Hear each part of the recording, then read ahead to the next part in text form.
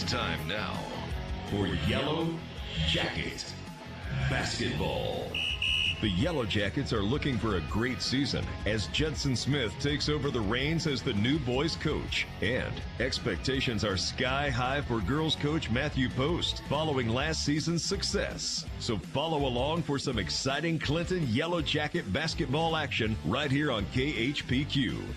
Tonight's game is brought to you by these fine sponsors: First Security Bank, Justin's Collision Repair and Towing, Jolie Chevrolet, The River Company Insurance Company, Blagg Law Firm, Davis Cash Lumber, Cowboy Chrysler Dodge Jeep Ram, Ozark Health Medical Center, by Goods Cash Saver, by Joey Dobbs State Farm Insurance, and by Conway Regional Medical Center, and by all the fine Yellow Jacket boosters.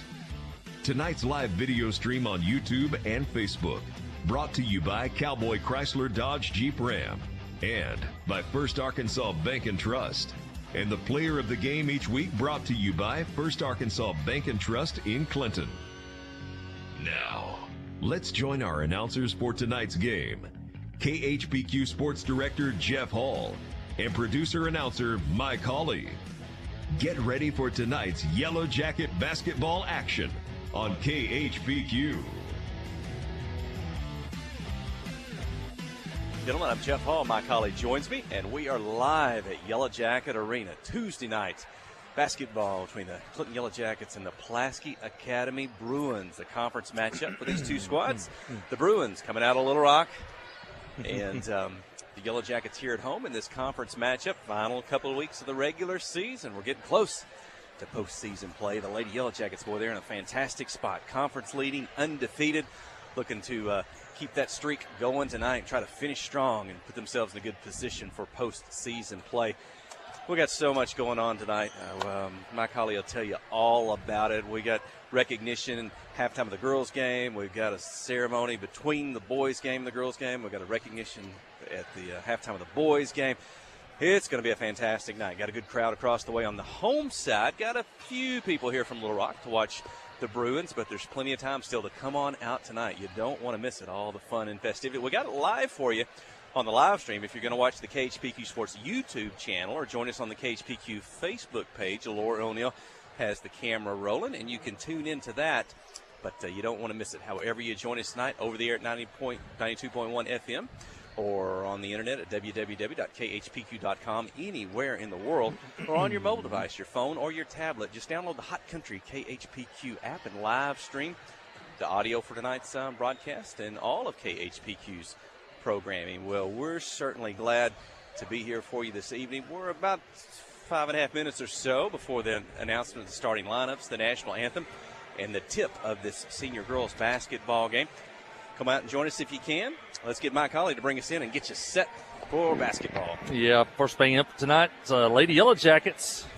They are 18-6 on the year. They've won 9 games in a row, and they're 9-0 in conference play. Sitting in first place, they're number 4 in the state of Arkansas, ranked by the Arkansas Democrat Gazette. Last game out was Tuesday night, as the they have a Saturday night after the makeup game, and Yellow Jackets beats Lone Oak by a score of 58-28. Abigail Parks, once again, a big night from beyond the arc. She had 6 3-pointers and scored 24 points. Here's our First Arkansas Bank and Trust player of the ball game, and it was win number 69 for the senior class. And that put them over the class of 2000. They are now the winningest senior class of all time. They look for win number 70 tonight as a group of seniors. Pulaski Academy comes in. They got a record of 6-12, 5-4 in conference play, and in third place in a tie with Bauxite. Don't let that record fool you. They have been much better since the Christmas break. And in fact, since that loss to Clinton back on January the 6th, they've won 5 out of 6.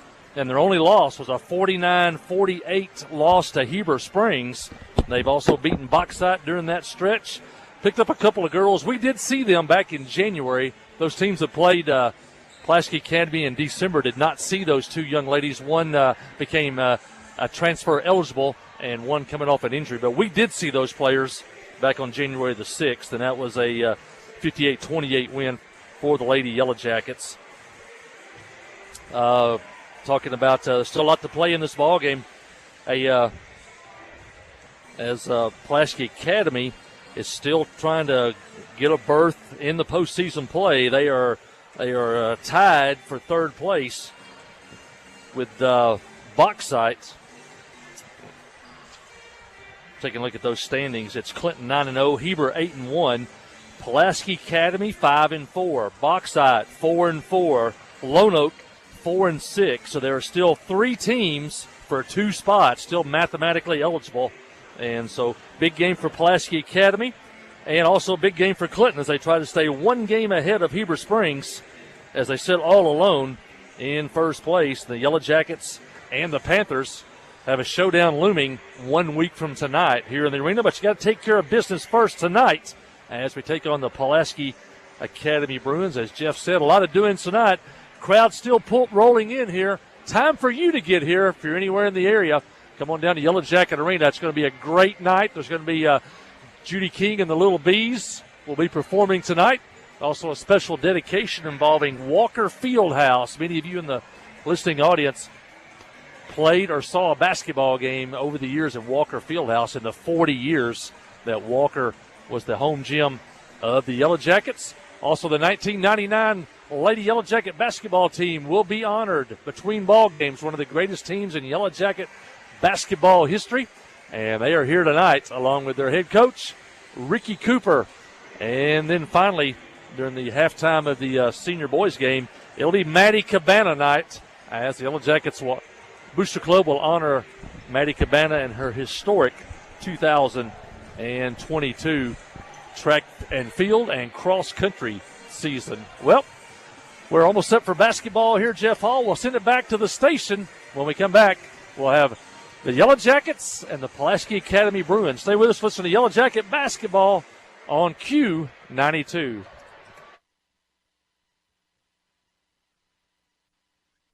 FL Davis Cash Lumber, your Ace Hardware store, is a proud sponsor of Clinton Yellow Jacket Sports. FL Davis Cash Lumber can help with your electrical, plumbing, paint, tools, hardware, and flooring needs. They're a full-service hardware store and lumber yard. FL Davis can provide you with everything you need for your residential or commercial projects. The knowledgeable staff is always on hand to answer your questions. Visit FL Davis Cash Lumber, your Ace Hardware store. Same place, now Ace.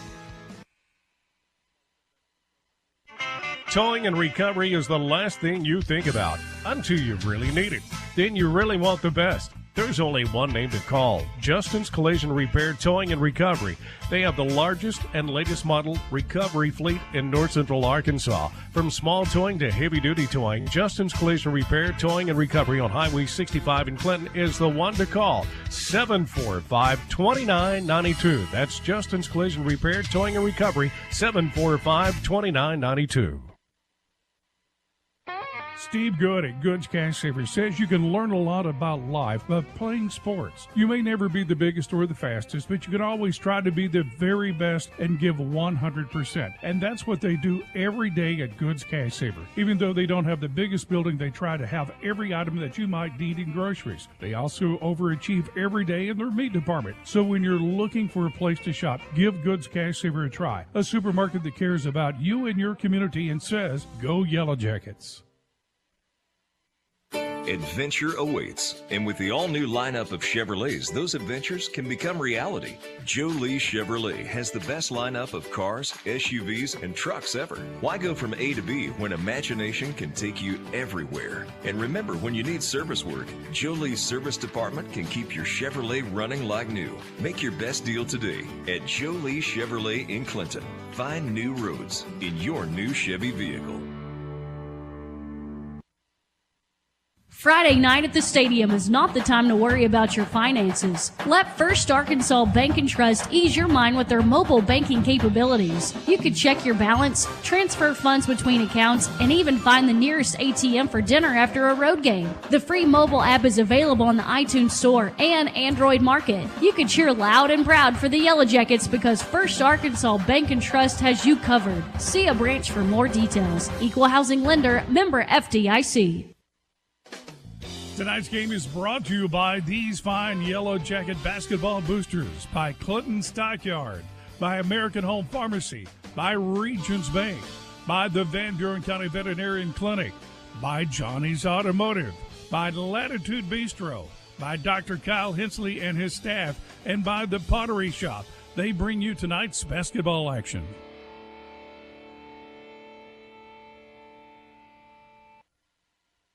Hi, I'm Joey Dobbs with State Farm Insurance here in Clinton. We are proud to support Clinton Yellow Jacket sports, and we're here to support you on and off the field. For surprisingly great rates on auto, home, life, and supplemental health insurance, stop by today. We're located just off of Highway 65 before the Little Red River next to H&R Block. Give us a call at 745-6323 or visit our website at calljoeydobbs.com. Like a good neighbor, State Farm is there. Yeah, back here at Yellow Jacket Arena, my colleague Jeff Hall. Crowd still coming in tonight. Going to be a good crowd tonight. Still time for you to come down. And Brian Henderson in the background introducing the lineups. Pulaski Academy in their kind of a navy blue and Carolina blue combination. Yellow Jackets tonight in the home whites trimmed in black and gold. I see Coach Cooper down in the corner there. This is his, this was his breakthrough team, 98-99. It was his 5th year when he got here. The first 3 years, he had to rebuild the program. And this 98 and this 99 team that we'll see tonight, they were the breakthrough teams. And then it went on for great success over the next 15 years with wave after wave of good players. But it all started with these group of kids, 1998, 1999, and 2000. And we reap the benefits today as we look down at the Lady Yellow Jackets being introduced, the number 4 team in the state of Arkansas, coming off a Final Four season in 2022.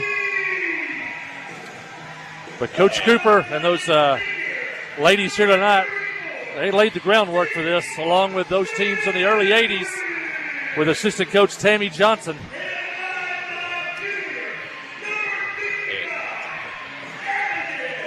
And it is loud in the arena. As the starting 5 being introduced tonight, that is Katie Gifford, Reese McDonald, Sydney Standridge, and as well as... Oh, thank you. Appreciate that. Who am I leaving out here? Kinley Keith and Abigail Parks for the Yellow Jackets, Coach Matthew Post. And thinking about that makes me think there is a direct connection between that team and this team in that it's moms and daughters between those two squads. I think Brooke Keith from those years has her daughter Kinley Keith, a senior on this year's squad, as well as Lacey Standridge. Her daughter Sydney Standridge is a daughter on this year's squad. So neat picture. I saw those girls and moms together in that. And it was a great story. If you're on Facebook, go to Scorebook Live on Facebook, and there's a great feature story on the moms and the daughters, and these two teams. A really well-written story. Here we go. The ball's in the air, and the tip controlled by the Bruins. Moving right to left for our broadcast position here on the visiting side of Yellow Jacket Arena. Hope you're watching on the KHPQ Sports YouTube channel or the KHTQ Facebook page. Broadcast tonight. Opening possession. And Clinton's in a man-to-man defense. Kinley Keith on number 13, their top player. Kinley said she may throw a shutout tonight. We'll see. Wouldn't be her first. 3-point shot up off the rim won't go, but Sydney Standridge trying to pull in the rebound. It's going to go off her hands out of bounds. We'll reset with the Bruins from the baseline. The cheerleading squad is here. If you're looking through the camera, shot up off the glass, off the rim, won't go. Rebound by Katie Gifford. At that angle, you'll also see Julie King and a few of her little bees are in the end zone. I don't know that they've all made it here yet tonight, but they'll be performing. So that's the black and gold in the end zone. I think Sid said today, hope they don't sting anybody. So the little bees are here. Always a crowd favorite. On the opposite end, you've got the student section from Clinton High School and junior high, I guess, along with the band. So big crowd there. Reese McDonald, her 3-point attempt up, in and out off the rim. Sydney Standridge with the rebound. She's going to dribble out behind the 3-point line, reset the offense. They'll move it from left to right, swing it to Abigail Parks. Hesitates, shoots the 3, just short off the rim. And it won't go. Rebound to PA. Still no score here. 1 minute into the ball game. Up the court, across midcourt with the left hand. McDonald defending. Very good defender. Ball on the left wing. Going to dribble in, kick it out. Try to get to the baseline. Stopped there by Katie Gifford. Now's got a seam drive. Shot blocked by Gifford into the hands of Kinley Keith. Quickly up the floor to Reese McDonald. Nice lead pass. 2-on-2. McDonald pulls up with a jumper. About a 12-footer. Won't go. Rebound to PA. One thing Clinton did at PA was continuously run the ball down the floor. In fact, PA at one point had 3 and 4 girls heading back to the other end after every shot.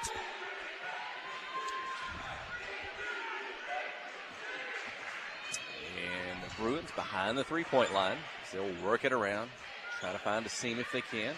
Bounce pass to the high post. Standers there to defend. Forces them to kick it back out. Under 10 seconds on the shot clock. Going to spin, drive the baseline, get behind the basket. And going to step out of bounds on the drive. A turnover. It goes to the Yellow Jackets. 6:06 in the first. Still no score. Good quick feet by Kinley Keith. Got over, and she allowed the baseline to become an extra defender. And the ball handler stepped on the line out of bounds. Up the floor, into the corner to Keith. Back to Reese McDonald.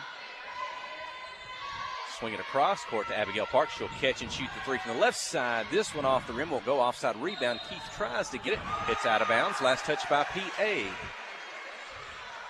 Keep it with Yellow Jackets just in front of the cheer squad. Keith from the baseline. Behind the three-point line of McDonald. She's going to drive with the left hand. Spin right, spin left. Free throw line shot up. And drops in the first basket of the night. It's the senior Reese McDonald and a 2-point lead. Reese has had some big first halves here lately. 24 down at Bauxite. And another big first half against Lone Oak on Saturday night. Yellow Jackets defending. P on the left side, going to dribble, get to the basket. Couple defenders. They get Lacey Standridge up a little bit in the air, moving. Body contact foul called on Sydney. That's the first foul of the ball game. 2 free throws for the Bruins. Stacia Andrews to the free throw line. These will be the first free throws of the game for either team. And the first one up and in. The general, Nathan Andrews, and his band is here tonight. It's always great when the Yellow Jacket band, the pride of the Hive, is here. Second free throw up and in. Hey, Ricky Cooper's just seeing some of his 2,000 players over. They're all coming down to give him a hug on the front row over there. There's Allie King and Shaylin Sowers, maybe Brooke Keith, and who else? Shot up, won't go by the Yellow Jackets. Rebound PA. Here comes some more. 6 of the girls over there now. Coach Ricky Cooper. He's in the I don't know if that's orange or pink if you're watching on the camera. Looks like he's coaching a huddle right now. Here comes another. There's 7 over there. He's got them huddled up. On the drive, shot up by Sanders, won't go. Foul called. 2 more free throws for PA coming up. We're tied at 2, 4:54 the first. I saw the hand gestures. Looked like one of his timeouts back in the day. We kind of came of age with Coach Ricky Cooper, too, here in our 16th year, broadcasting Yellow Jacket sports, football, and basketball for Sid King. We had him for a lot of those early years, a lot of good runs, a lot of deep runs in regional and state tournament play, and a lot of fun times. Yep. Both free throws up good, 4-2, the PA lead. Quick pass inside, Standards, dribbles down, spins, kicks it out. It ends up on the right wing with Parks, and there it is. Her first three-pointer of the night. 5-4, the Yellow Jacket lead. Yeah, Abigail's already got 3 shots off. PA doesn't really seem like they're too concerned about Abigail. A lot of teams here lately have been pretty concerned about her. Yeah, PA, top of the key, back near the midcourt circle. Keith comes out to defend.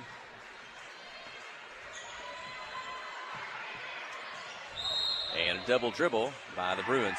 I don't know how best to describe this. You probably can't see it at the camera, but again, Clinton's a really good defensive team this year, maybe the last couple of years. Watch how they defend man-to-man, how it appears that one of the things you try to teach young kids is when you're defending, don't watch the ball. Don't look at the player's face. Keep your eyes on the middle of their body where three-point shot by Standards won't go. Out of bounds. No, they save it back in. Gifford has it. And Clinton resets momentarily. That was going to be PA's basketball, and they saved it back into Clinton. Good assist. McDonald to Gifford inside. Katie's fouled. She'll go to the free throw line. Just to finish that thought, don't watch their hands. Don't watch their legs. Don't watch their face. They can move all those body parts and fake you. Kind of keep your eyes fixed on their core and their midsection there where they can't move. And you watch these girls defend. They're all locked in on this man-to-man defense. Stay in front of the girls, defend well, and you can tell they've been coached up well by Coach Matthew Post and Tammy Johnson. Coach Post teaches man defense. the fundamentals of man defense, and you can play any defense, any type of zone, but that always comes down to the fundamentals of man defense, and then you can play anything, and that's what they do every day in practice. 1 for 2 at the free throw line is Gifford. It's a 6-4 lead by Clinton. 3:50 to go in the first quarter. Looks like Megan Gresham will check in at the next break in the action. SPA.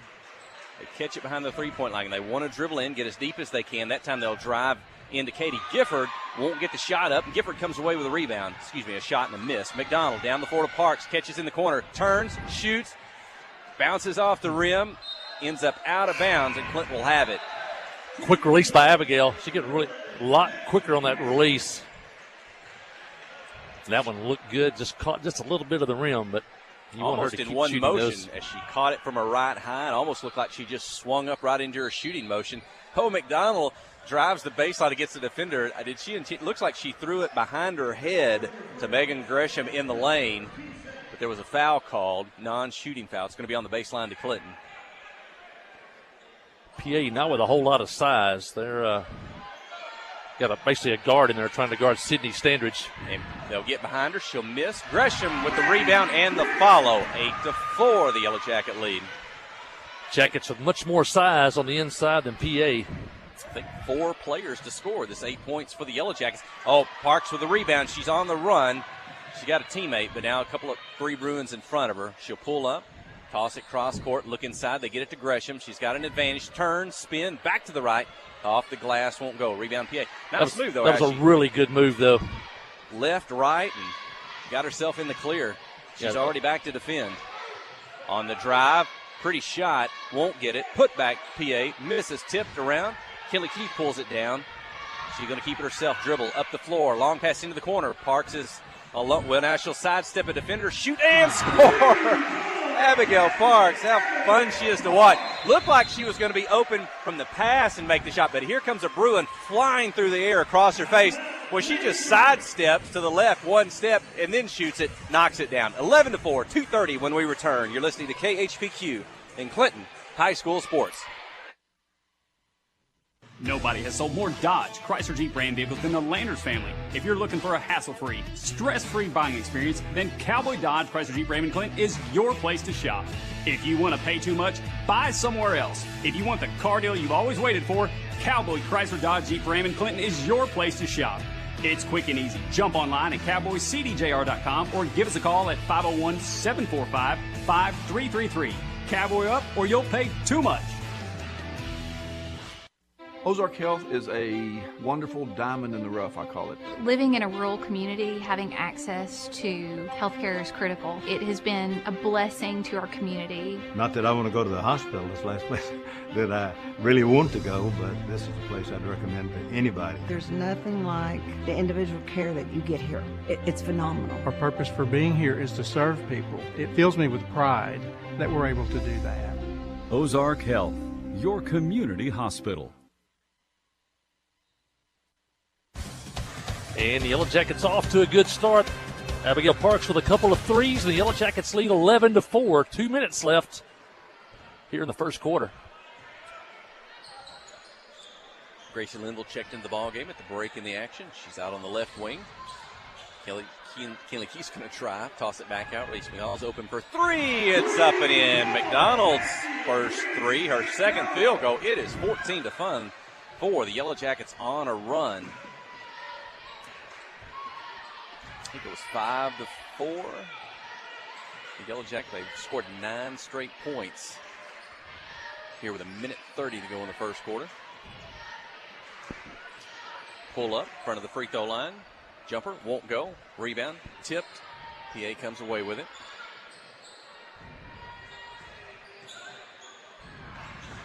Outside the lane. And Bruins going to throw it away. Good defense again by the Yellow Jackets. Good defense away from the basketball. Hands in the passing lane. The Yellow Jackets making every pass tough to catch. And that's what the good defensive teams do. There's no easy catches. And PA turns it over into the pressure. McDonald dribble up the floor. Keith's open for 3 from the right side. Won't go off the rim. And it's going to go out of bounds in the corner. Back to PA. He's had some good offensive games here in the second half of the season. Had a good look there, just couldn't get it to fall. 14-4 across midcourt comes Pulaski Academy. Linville defending on the ball. On the drive in the lane, runner up off the glass, good. 14-6. Yellow Jackets lead. 44 seconds, first quarter. Long pass down the floor. Standridge from McDonald. Dumps it inside to Gresham. Spins. Puts it off the glass. Ooh. It won't go. She's fouled, though, and Megan Gresham will go to the free throw line. That time Maggie used a little kind of a, sometimes you have to call it kind of the change-up move. That time it was, she was a real quick spin move that time. And really another great fundamental post move. Couldn't quite get it to go in, but she goes to the free throw line and hits the first one. But one thing as a post player, too, you vary up your moves, kind of like a baseball pitcher. You got a fastball, now I'm going to throw a change-up, and I'm going to throw a curve. And she's got several moves in the post that a defensive player just can't set on one move. And she knocks down the second as well. 16-6, a 10-point lead for Clinton. A little pressure in the backcourt. If you're coaching, you love a player that can only go right or only go left. That really helps you in being able to defend them. It's the ones who can go both directions that are difficult to guard. Katie McJunkins checked into the ball game at the last break in the action. Gracie Linville out. Caden, the senior, defending now on the ball.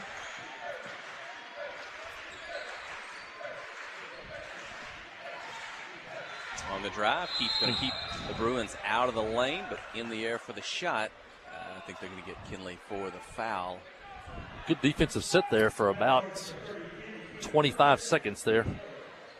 It forced up a bad shot, but I think Kinley might have got her on the arm, so that'll send Sophia Boyd to the free throw line. Misses the first. She'll have a second. Abigail Parks is going to come back in. Kinley Keith out. And Kinley's got 2 fouls now.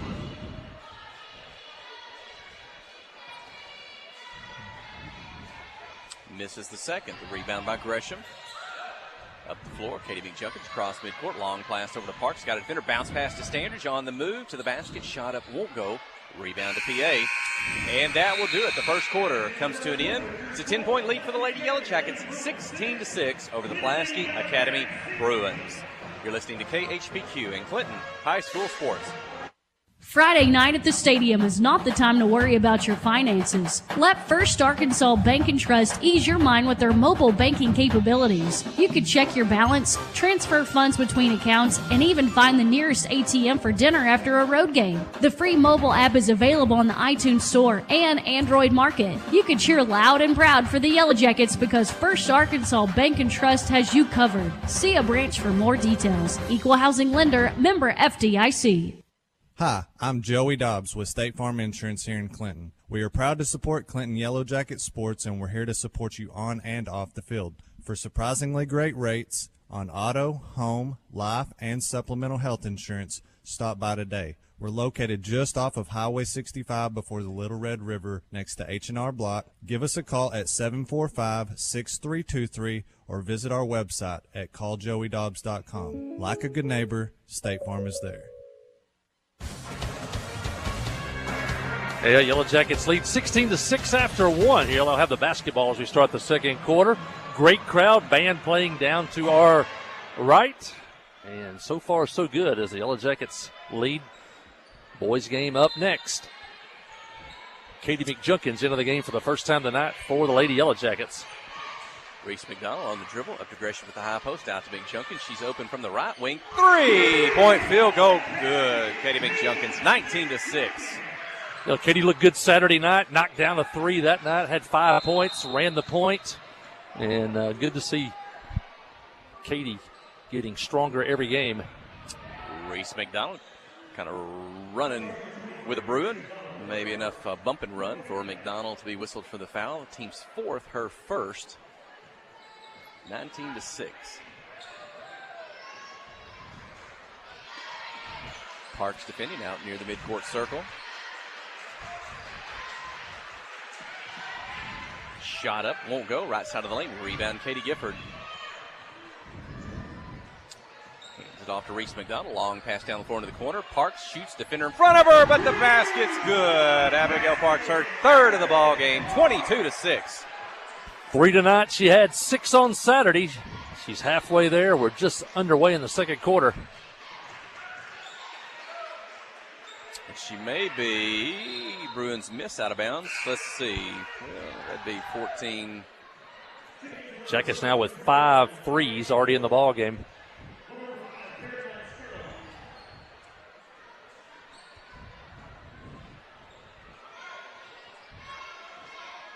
Jackets mercy ruled this team back on January the 6th, but since then, PA had won 4 out of 5, including taking Heber right down to the wire. And Yellow Jackets so far have dominated this one. And three-point attempt. This one won't go.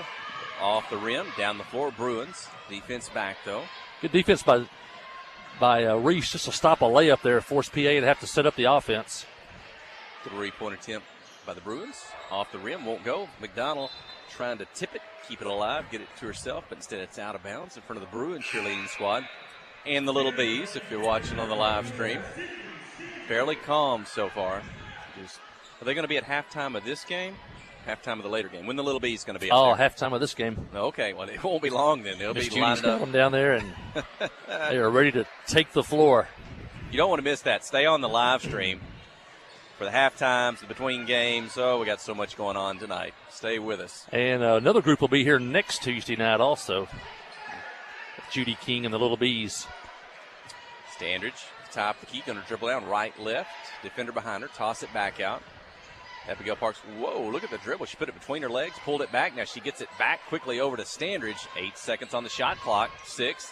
Down to Reese McDonald behind the three-point line. Her shot's up and good. I don't know. How can you defend that if you're an opposing defense? 25-6. 6 threes on the night for Clinton. And with Abigail and now Reese on the same floor, they really can spread out the defense because you got 2 outside shooters you have to account for. And then that opens up the middle. Well, Sydney's had some big games here lately too, but 2 outside shooters really causes the defense a lot of headaches. Shot up a miss. Tip. Clinton comes away with it. Long pass down the floor to McDonald. Parks catches it on the move. The three from the left side, 28-6. I hope you saw that. PA's got to take a timeout. I don't know if you saw a Facebook post this week by Yellow Jacket Weston Smith, but he put a Facebook post on and said, Abigail Parks' shooting range, and underneath it was a picture of the entire floor. I think that's what she has. I saw her down in the tunnel earlier, down here by the dressing room. I said, hey, you're already open. She goes, don't believe I won't shoot it. So Abigail on fire here early. And, how much fun is that? 28-6 now, 5:22 in the second quarter. Yeah, this game was, what was it, 4-2? 5-4. It was 4-2 PA, and we hit a 3, I think, right? And the Yellow Jackets have outscored them, 23-2. Yep. And pressure in the backcourt. Inbound the Bruins. They'll try to work it up. Parks defending on the ball.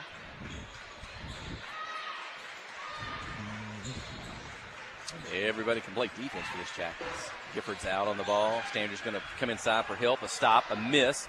Parks with the rebound. She's going to dribble, keep it herself. Right hand, left hand up the floor to McJunkins. Looks inside. Cross-court pass.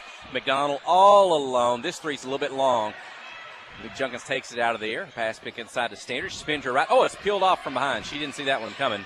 Blocked by the Bruins. And they'll get it up across midcourt. McDonald's dogging them, and Reese steals it. She's going to race down the floor. I don't think they're going to catch her. The left hand off the glass. Good. 30-6. McDonald never gives up. Reese picked her pocket. She had a couple of PA girls that had a head start on her, and she went right past them and pulled away. Looked like Brody Emberton on the football field. And PA will throw it out of bounds. 4:26 in the second. 30-6 is the Yellow Jacket lead. Here comes Gracie Linville. Katie McJunkins out. I'm going to cut out of here, Jeff Hall. Hey, what's going on at halftime? We got Little Bees. We're also going to dedicate center court from Old Walker Fieldhouse. It'll become a permanent part of Yellow Jacket Arena. We'll see if we can get the camera on that for you when that's going on here in just a bit. It's covered up right now. It's in disguise. It's a surprise. So Standridge, the shot inside, won't go. Rebound, Piet. McDonald tries to take that one away. But this time, well, she's going to be whistled for the foul. That'll be her second, the team's fifth.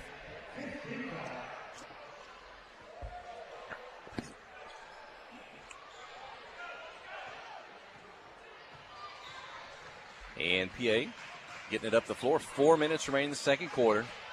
Linville defending on the ball. Anna Kate Nichols on the left side. On the dribble, shot up. And the ball sticks between the rim and the backboard. You don't see that often during the course of a regular season, but it sticks. And I think the rule is that's considered a held ball. It's an alternate possession, and the arrow says Pulaski Academy Bruin basketball. Gotcha. Oh, okay. We'll try to keep up with the scoring here for you. Inbound the ball from the baseline, back out behind the three-point line, dribble down, now toss it back out. And Katie Gifford picks up a loose ball, gets it off to Abigail Parks. Defended, knocked away. She recovers, keeps it herself, gets it back, top of the key, quick three-point shot, up and in. Just every shot and angle you could draw up by Abigail Parks thus far tonight. 5 3-point field goals in the first half. Almost just a little more than halfway through the second quarter. This is a highlight reel. This is, what do they call it on Huddle? If they're the video tonight, this is one that the other schools might see. Might be posted on social media. And on the defense, well, that one wasn't much, but it looks like Reese McDonald just picked up her third personal foul defending. I don't think she reached in or did anything on that one. Looked like a defender, and she's going to check out. Here comes Katie McJunkins and Megan Gresham, and she looked a little surprised on that one. Reese never shows much, never gets upset about anything or shows about that. She's not upset about this, but I think she was a little bit surprised. She didn't see much there, and it didn't look like much from our angle, but 3 fouls for Reese. 33-6, though, is the Yellow Jacket lead. So you've got Linville, McJunkins, Parks, Gresham, and Gifford. On the dribble, onto the left side, shot up, won't go, in and out. Sophie Boyd. Clinton with a rebound, foul on the Bruins. They have 14 fouls. The Yellow Jackets have 6.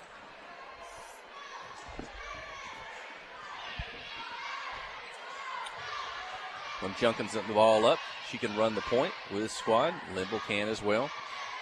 Parks moving. Gifford pops out in the corners. Gresham will be inside. Gifford's going to drive. McJunkins alone on the left side. The three-pointer up. This one off the rim. She's going to follow. Rebound off her to Gifford. Her shot won't go. Gresham with the rebound. The putback is good. The foul called. Count the basket and a free throw for Megan Gresham. And that's her, let's see. I got that as her first points of the night.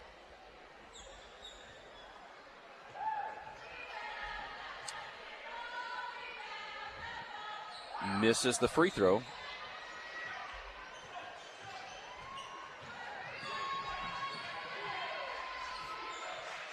And Bruins down the floor, inside shot, foul called. And I think that's going to go on Katie Gifford. Should result in 2 free throws for the Bruins. 2:11 remaining here in the second quarter. 7th team foul in Clinton, so Pulaski Academy is going to be shooting free throws for the remainder of the first half. Any fouls by the Lady Yellow Jackets. But missing the first is Stacia Andrews. She'll have a second.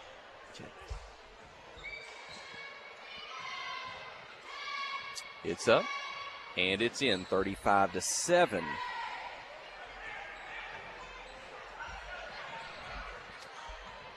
McJunkins on the dribble, closely guarded.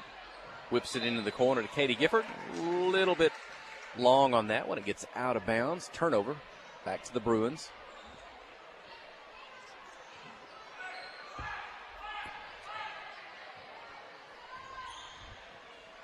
Cross midcourt. Minute 55 remaining. Top of the key. 3-point shot up. Won't go. Comes off the board. The rim. Loose on the floor. Going to be tied up, held possession. It's going to go to the Yellow Jackets. 1:46 to go, 35-7. Here comes Kinley Keith. Katie McJunkins out. So there have been 8 players to play thus far tonight for the Lady Yellow Jackets. Gracie Linville, boy, she's fast. Gets down the floor, puts it up and in. Got past the defender, got down on just on the right side of the lane near the block, was able to kind of scoop it up and in. Nice finish by Gracie Linville, 37-7. Bruins trying to answer. They're going to drive in the lane. Couple defenders kick it out. Open shot, about a 16-footer. Won't go. Rebound. Out of bounds. It belongs to the Yellow Jackets. Abigail was racing down the floor. She was going to get open down in the corner and wait for the pass. 37-7, the Yellow Jacket lead. Minute 12. And this pass, a little too high from Linville to Gifford, goes through her hands out of bounds. Back to the Bruins. Here comes Caden Brown. Check in for the first time tonight. Linville out.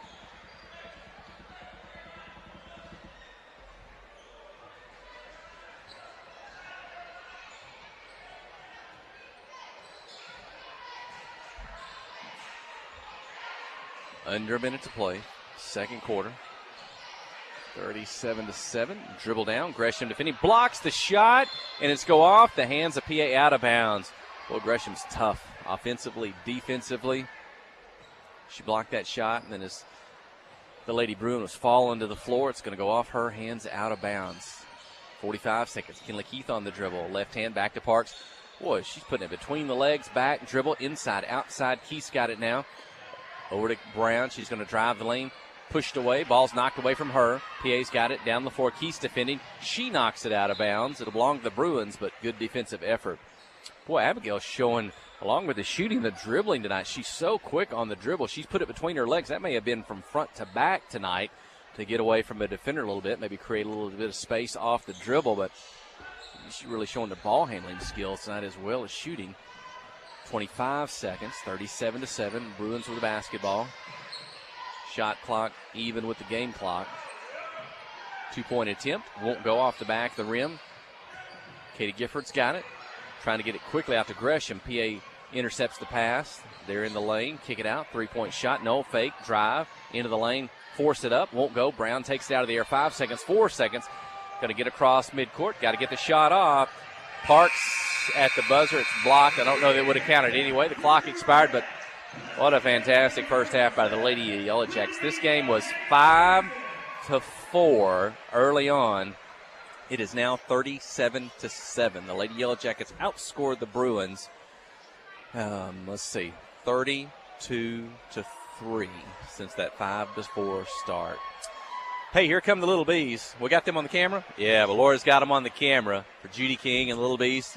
She's not got her complete school tonight, the Judy King School of Dance, but she's got some of the little ones dressed out tonight. They're going to perform. They're going to dance. Stay with us. I don't know that we'll have all the audio here. We may step away from a commercial at some point. I don't know if you can hear it as well either, with the sound's going to be playing through the arena speakers as opposed to our system, but you certainly can watch it on the live stream with Judy King and the Little Bees as they're getting into position now.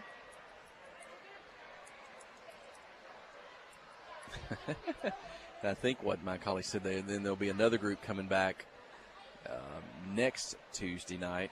I think that's going to be the big night at Heber Springs, when we could really pack this place out. Extra festivities going on that night, the big rivalry game from just across the lake. And so you don't want to miss that. Maybe the final regular season opportunity to see these squads before we get to postseason play, the regional tournament. Yellow Jackets will be hosting that, so there will be good basketball here even once the regular season concludes after next week. But take advantage of these opportunities to watch some good basketball. Good crowd tonight. You can see them behind the Little Bees from the live stream tonight on the KHPQ Sports YouTube channel or the KHPQ Facebook page.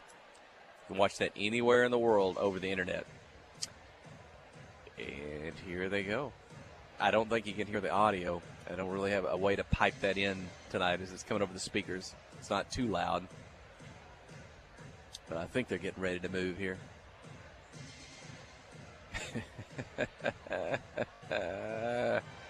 Watching. They're waiting. Maybe counting. Here we go. You can make them out better some than I can from the video. You might have a little bit closer shot than I can from a broadcast position. I don't know if I could pick out some of those by recognizing them. I'm sure if I had the names in front of me, we could call some of those out. You'd know some of the little ones there.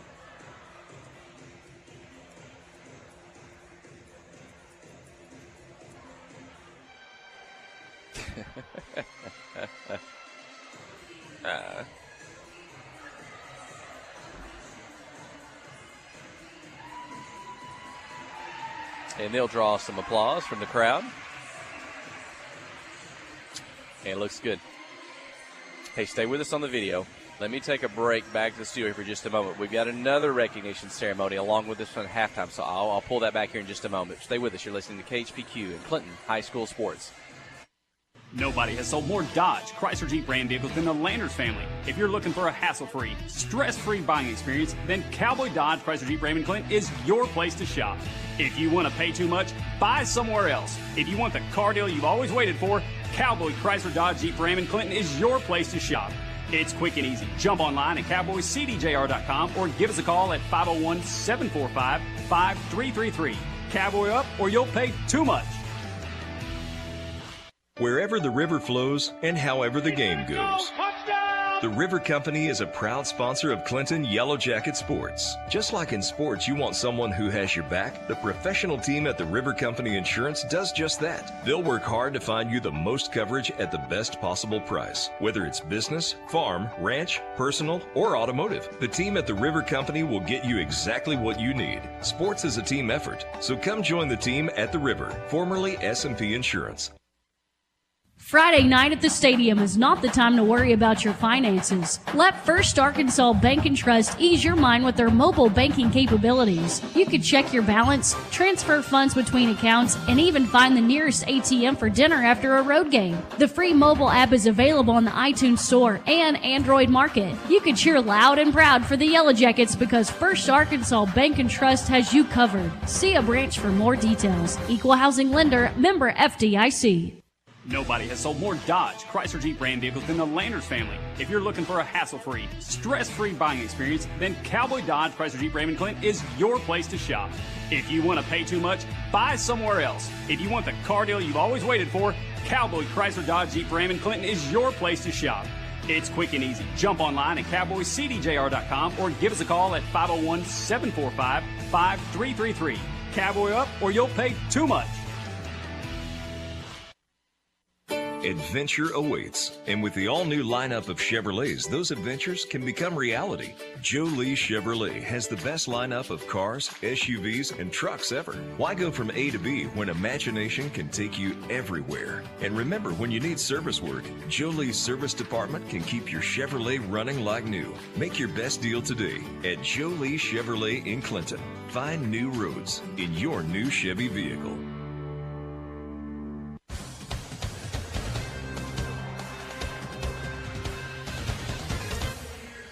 Hey, stay on with us on the KHPQ Sports YouTube channel or the Facebook page. Right now, it's fixed on what's about to be a dedication here. You can see the 98-99 team there along with Coach Ricky Cooper, but my colleague's down on the floor reading out what this is about. It's about the Walker Fieldhouse floor dedication. I'm going to read you this as we get pretty prepared to unveil that. You know, Yellow Jacket Arena is the third home of Clinton Yellow Jacket basketball. Mitchell Gym, known today affectionately as the Rock Gym, it was home to the 1953 Yellow Jacket State Championship team. Walker Fieldhouse was home to the 1983 Lady Yellow Jacket State Championship team. The lights have gone out. I'm going to turn my lights on. Keep your eye on the dedication ceremony on the live stream. I'll get a light on and keep talking. And there it is. If you can see that, it is the center court circle cut from the floor of Walker Fieldhouse, the wood floor there. The logo, I believe, that is in the round now, and it's going to be permanently mounted here in Yellow Jacket Arena and brought over there from the Walker Fieldhouse. You know, the Fieldhouse was dedicated on October 18th, 1964. It was home of the Yellow Jackets for 40 years. The first game in Walker Fieldhouse was played December 16th, 1964. It was a college game featuring the University of Central Arkansas. The Yellow Jackets played their first game the next day. That was December 17th, 1964 versus B Branch. And the final game in Walker Fieldhouse, well, that was in 2005. In between generations of Yellow Jackets, including many of you here tonight around the arena, and those listening maybe on the radio as well, you played in that wonderful old field house. Who can forget the atmosphere there when it was filled to standing room only? Well, in 1990, Morton Brown Clinton High School alumnus. He painted the Yellow Jacket logo on the old hardwood floor there in the field house. And he, along with Casey Gifford, who's still with us tonight, and his daughter Katie Gifford on the floor, well, he helped save this special piece of Yellow Jacket history from being lost. So tonight, the Yellow Jacket Booster Club wants to bring the spirit of Walker Fieldhouse here to Yellow Jacket Arena.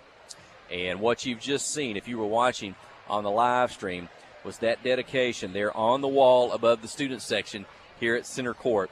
It's the center court circle from Walker Fieldhouse, a permanent fixture now here in Yellow Jacket Arena. Well, how neat was that? How much fun. Thank you to the Clinton Booster Club for making part of that happen. Casey Gifford, and along with all the festivities out there, you're looking at the team in front of it. Well, the camera's off of it, but it's that 1999 Clinton Yellow Jacket team that's having their picture made in front of it with Coach Ricky Cooper. So, hey, stay with us. Take a break. Couple of minutes. We'll have second half basketball here at Clinton and Pulaski Academy. You're listening to KHPQ in Clinton High School Sports. Steve Good at Goods Cash Savers says you can learn a lot about life by playing sports. You may never be the biggest or the fastest, but you can always try to be the very best and give 100%. And that's what they do every day at Goods Cash Saver. Even though they don't have the biggest building, they try to have every item that you might need in groceries. They also overachieve every day in their meat department. So when you're looking for a place to shop, give Goods Cash Saver a try. A supermarket that cares about you and your community and says, go Yellow Jackets. Wherever the river flows and however the game goes. The River Company is a proud sponsor of Clinton Yellow Jacket Sports. Just like in sports, you want someone who has your back. The professional team at the River Company Insurance does just that. They'll work hard to find you the most coverage at the best possible price. Whether it's business, farm, ranch, personal, or automotive, the team at the River Company will get you exactly what you need. Sports is a team effort, so come join the team at the River, formerly S&P Insurance. F.L. Davis Cash Lumber, your Ace Hardware store, is a proud sponsor of Clinton Yellow Jacket Sports. F.L. Davis Cash Lumber can help with your electrical, plumbing, paint, tools, hardware, and flooring needs. They're a full-service hardware store and lumber yard. F.L. Davis can provide you with everything you need for your residential or commercial projects. The knowledgeable staff is always on hand to answer your questions. Visit F.L. Davis Cash Lumber, your Ace Hardware store. Same place, now Ace. Life is better with basketball and with First Security. We have the resources and the know-how to assist with your needs, plus a local team you can count on. So you're making better plays because First Security is making better happen during this season and every season. What's your better? Get there with us. Stop by your local First Security Banking Center or visit us online at fsbank.com today. First Security. Bank better. Member FDIC, Equal Housing Lender.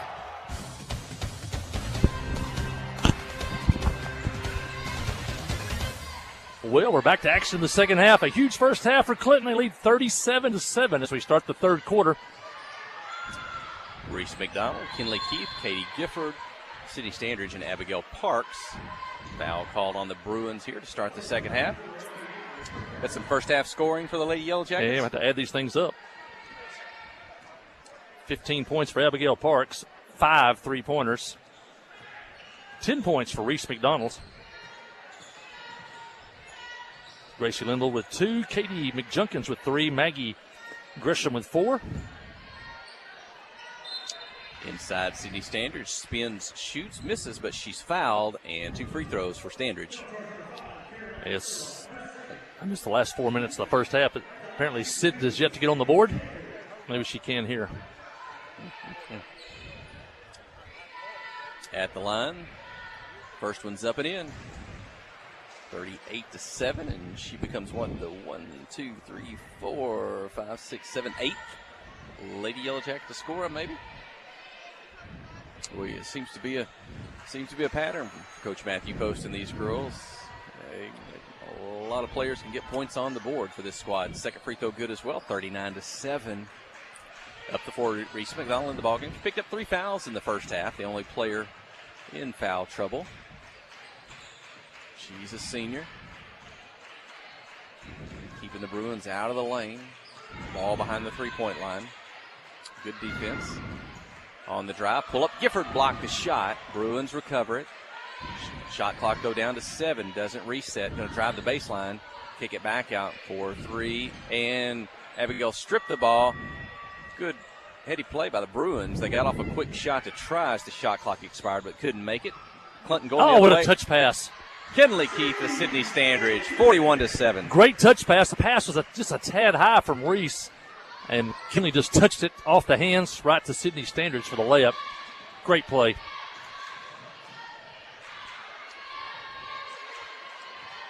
.6:10 to go in the third quarter. On the dribble. Good stop. Force them to keep it out behind the three-point line.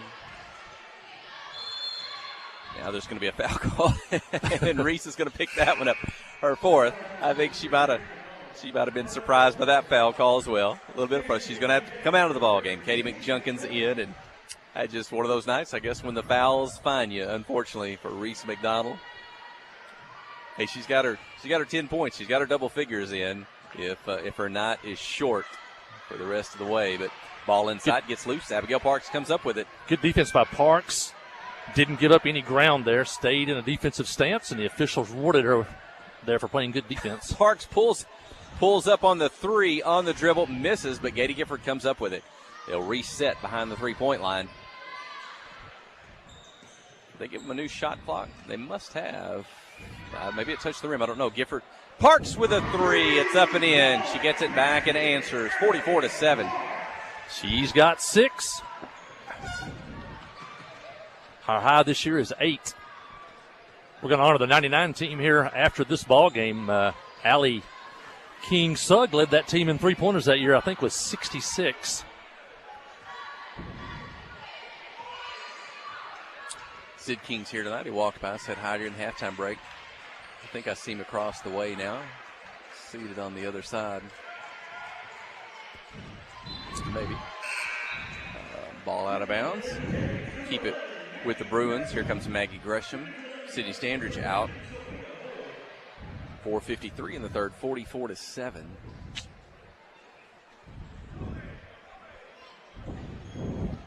And three-point field goal by the Bruins. And that gives them 10 points on the night. Sophia Boyd with it, 44-10. Kinley Keith open for 3 from the left wing. Won't go off the back of the rim. Tip. Gifford comes up with it, puts it up, misses, gets her own rebound. It's blocked out of bounds. The last touch by the Bruins. It belongs to the Yellow Jackets. Katie really mobile, really athletic. She made that pass to Kinley from the elbow and then rolled down to the basket and had a chance for the putback there. The inbounds pass too high. It's going to sail into the backcourt. Abigail Parks will chase it down. She's got a defender on the dribble, keeps it. Now she's showing off some dribbling. She'll beat the defender, get across midcourt. Up ahead to Gresham. Can't get it to fall. It's tipped out of bounds by the Bruins. Well, I talked about it on the radio. Abigail is showing off her ball handling ability tonight more than I've seemed to notice in games. I'm going to say she's really expanded her game. Ball handling, shooting off the move. She is not just a three-point shooter. McJunkins up high, or Gresham in the lane, one-on-one with the defender, and drops it in for 2. Megan Gresham, I think you've said it before, that is indefensible when Maggie Gresham catches the ball, probably like one-on-one like that in the lane. Wow, you look up and the Jackets are ahead by 36 points with 4 minutes to go in the third quarter. A team that took Heber down to the wire before Heber won 49-48. We're going the other way as Gresham came up with a loose ball in the lane. She takes the pass again. Left, right, spins. This shot misses off the back of the rim.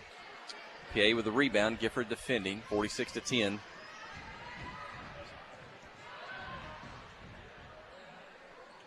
Three-point shot. Plasky just short off the rim. And foul going to be called on the rebounds as players try to chase it down, come up with it. Grace Linville's going to come into the ballgame. Abigail Parks out. Here comes Kaden Brown. Plasky Academy was the winner of this conference last year. The Yellow Jackets were not in it. We were in 3A, but they won this conference last year. Graduated 4 seniors. Longtime head coach Ricky Treadway, longtime at Sheridan, now a longtime at Plasky Academy. Former Harding University basketball player back in the 70s. Oh, pretty play by Brown. She starts left, gets the defender there, then shifts, starts right, shifts left, back to Gracie Linville. 3-point field goal. Everybody's getting in on the 3-point shots tonight. 10 threes on the night for the Yellow Jackets. I think they had 11 that night at Bauxite. 10 tonight. We still got 11 minutes left to play tonight. She is the fourth player, I think, to knock down a three. That is Linville. On the drive in the lane, up against Gresham, draws a little bit of a contact. Megan's going to be whistled for a foul. 2 free throws for PA. Stops the clock at 2:51 in the third. 49-10. Talked to Coach Cooper a little bit during the halftime. Coach Cooper, 14 trips to the regional tournament, 1 regional championship, 6 trips to the state tournament, 8 conference championships in his time here at Clinton, including also coaching volleyball and golf. Here comes Allison Wallace into the ball game, and Katie Gifford out. Look for Allison maybe to knock down a three in this before the night's over. Gracie Linville comes up with the basketball. Now it's knocked loose. PA gets it back.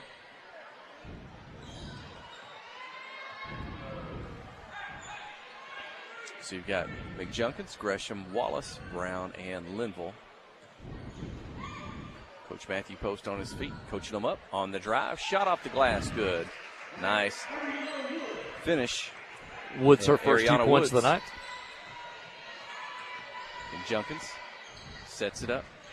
Pass off the dribble to Brown, inside, outside. Wallace thought about a shot fake. Now she's going to beat the defender, drive, and score. Allison Wallace a lot of times looks to shoot from the outside. That time when the defender went by her on the fake, she had a lane to the basket and scored. Yeah, good move by Allison. 51-12. On the drive, shot up, won't go, defended by Linville. Brown comes up with the rebound, and PA whistled for a foul. Allison's what?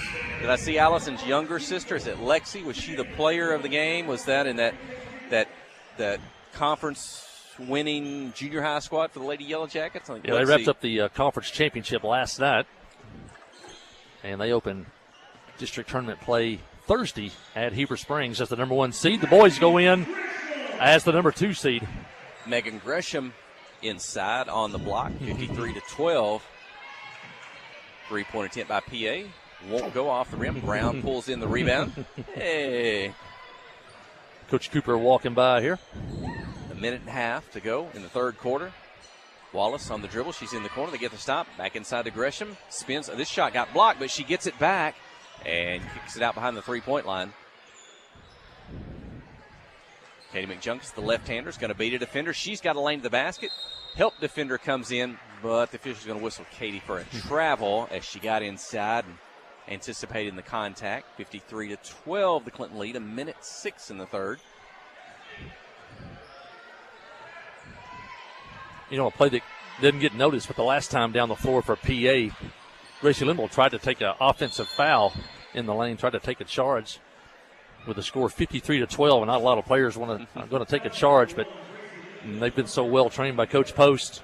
That's what you do. You slide down, try to take a charge, and she did, even with a score of 53-12.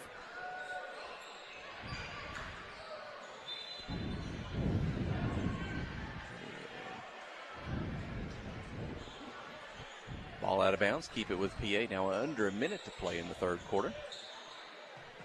Inbound it. Linville defending. Shot up and in. 2-pointer for Pulaski Academy. 53-14, but quickly inbound the ball to McJunkins. Cross midcourt. Back to Gracie. She's going to keep the right hand dribble. Take her defender deep. Put it off the glass. It won't go. Gresham trying to come up with a rebound, but it's off her hands, out of bounds. PA had 7 points in the first half. They've scored 7 points in the third quarter. 35 seconds. Clock running.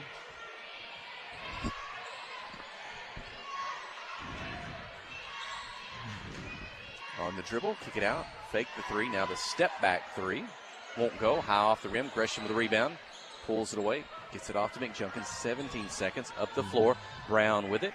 She's going to get to the baseline. Toss it back out. Out of bounds off the hands of PA. On the Yellow Jacket sideline. 12 seconds. Inbound it. Linville's got it. Up high to Gresham, behind the defender, turn, catch, shoot, and score. 2 more for Gresham here in the third quarter, 55-14, 3 seconds, 2 seconds. A heave comes up short, and a big third quarter for the Lady Yellow Jackets. They push the lead out to 55-14. There's going to be a final 8 minutes when we return. It's going to be under the Arkansas Activities Association sportsmanship rule, this 30-point lead, plus the clock will not stop but for an official timeout when we return. You're listening to KHPQ in Clinton High School Sports.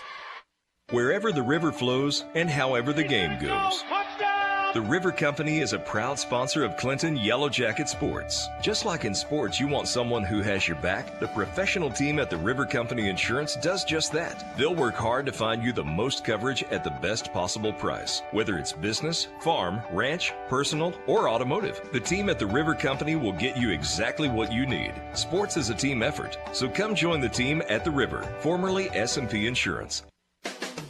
Tonight's game is brought to you in part by these fine Yellow Jacket boosters: Joe and Hash, Artelco, Troy Gorshowski of Edward Jones, by Clinton Real Estate, and by the Webb Family Auction, Penny Jean Fiber, and by First Service Bank of Clinton. Tonight's game brought to you in part by these fine Yellow Jacket boosters on KHPQ.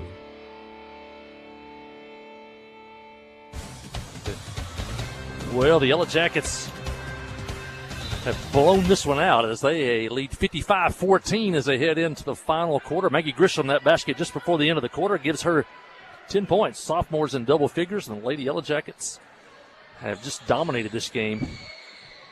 We talked during the break as PA scores.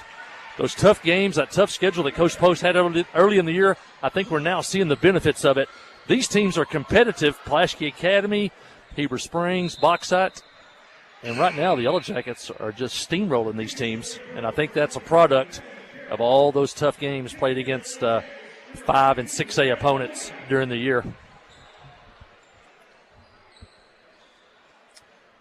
And Anna Williams into the ball game for the first time tonight, as well as Cameron Keith. Hayden Brown stays in, Katie McJunkins and Allison Wallace. Cameron Keith on the drive. She finishes with a quick step, gets it off the glass. It won't go, but she's fouled, and Cameron Keith will go to the free throw line. 55-16. You know, Clinton, the Lady Yellow Jackets, I may need to check the standings in Class 6A, which is the highest classification in basketball in the state of Arkansas. If the North Little Rock Lady Charging Wildcats, if they're the number one team of all of 6A, the number one team in all of Arkansas, hey, the Lady Yellow Jackets played them. Lost in tournament play, but again, Coach Matthew Post, he lined up 6A schools, 5A schools, some of the best around to get these Yellow Jackets to play the best competition, to get them prepared for a late season run in Class 4A tournament play. And so they have played the best, and now they're playing their best. 3-point field goal by Pulaski Academy, 56-19. Long pass down the floor, McJunkins to Brown. Shot off the glass, good. Nice finish by Caden Brown, 58-19. 5:45 in the running clock here in the fourth quarter. Pulaski Academy, they've substituted as well, so everybody's getting in the ball game tonight. Ball knocked away, and Cameron Keith's going to save it before it gets out of bounds. Keep it herself, weave up the floor, across midcourt, ahead to Wallace. Gets the handle on it, back to McJunkins. Long three from the right wing. This one just off the rim. Rebound inside by Keith. Back out to Brown. She'll take, spin, drive, run into a defender.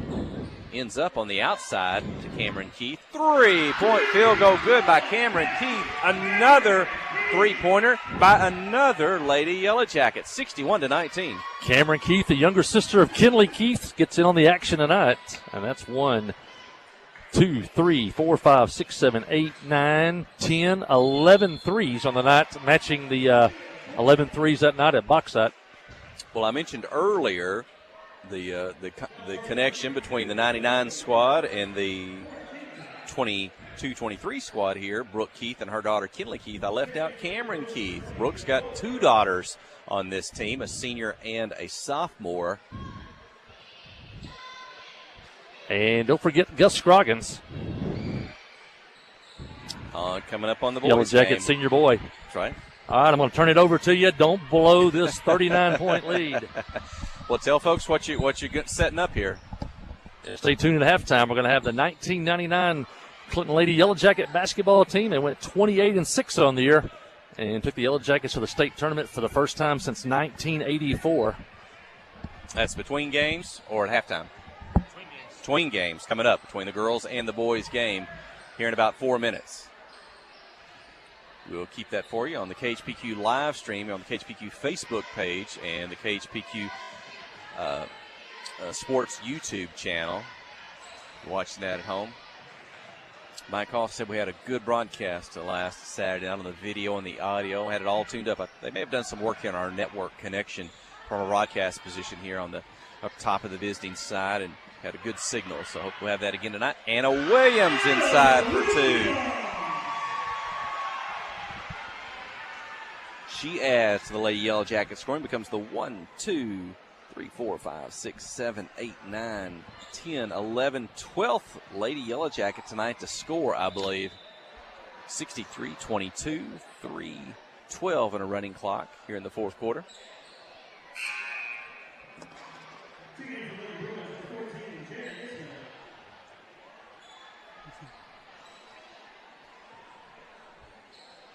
Brown defending. McJunkins in there. Anna Williams, Allison Wallace, Cameron Keith. And ball gets loose. Cameron Keith comes up with it down the floor. Ahead to Wallace. She's on the dribble. Left side. Up with the left hand. She's fouled. Allison Wallace to the free throw line. Allison had that 2 earlier. This time she'll try to add to the total from the free throw line.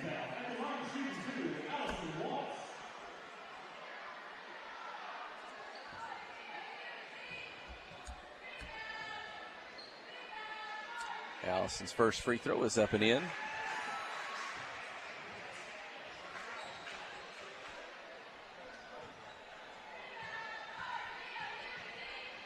And the second won't go. In and out. Peyton Brown battling for it. Ends up in the hands of Anna Williams. She puts it up and in.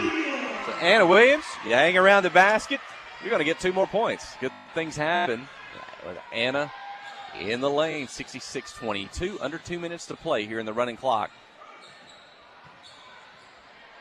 And the Bruins going to lose the ball out of bounds. Back to the Yellow Jackets. They may hit 70 tonight. We'll see.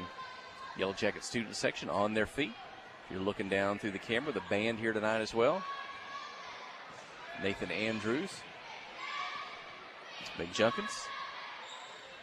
Pulls up, gets the 3, just short off the front of the rim. Long rebound in front of the Yellow Jacket bench. Knocked out of bounds by Pulaski Academy. Clinton will have it there. McJunkins to inbound.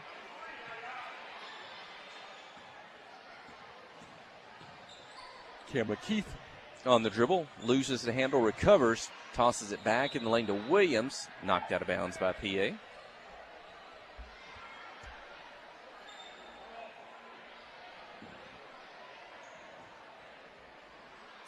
Inbound the ball. Williams behind the three-point line. Let's get her set up low there. Pick up another field goal inside. Here comes Katie McJunkins on the dribble. Pulls up. Her shot's blocked.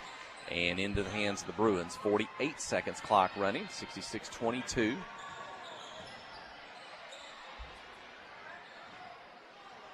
And Bruins lose it. Keith McJunkins. Long pass down the floor. Picked off by PA. 30 seconds on the dribble, into the lane, shot up, foul called on the Yellow Jackets. That's going to go against Williams. Free throws for PA. And the clock keeper is going to say, let's stop it here with 28 seconds. And we'll have some free throws and maybe time for another possession.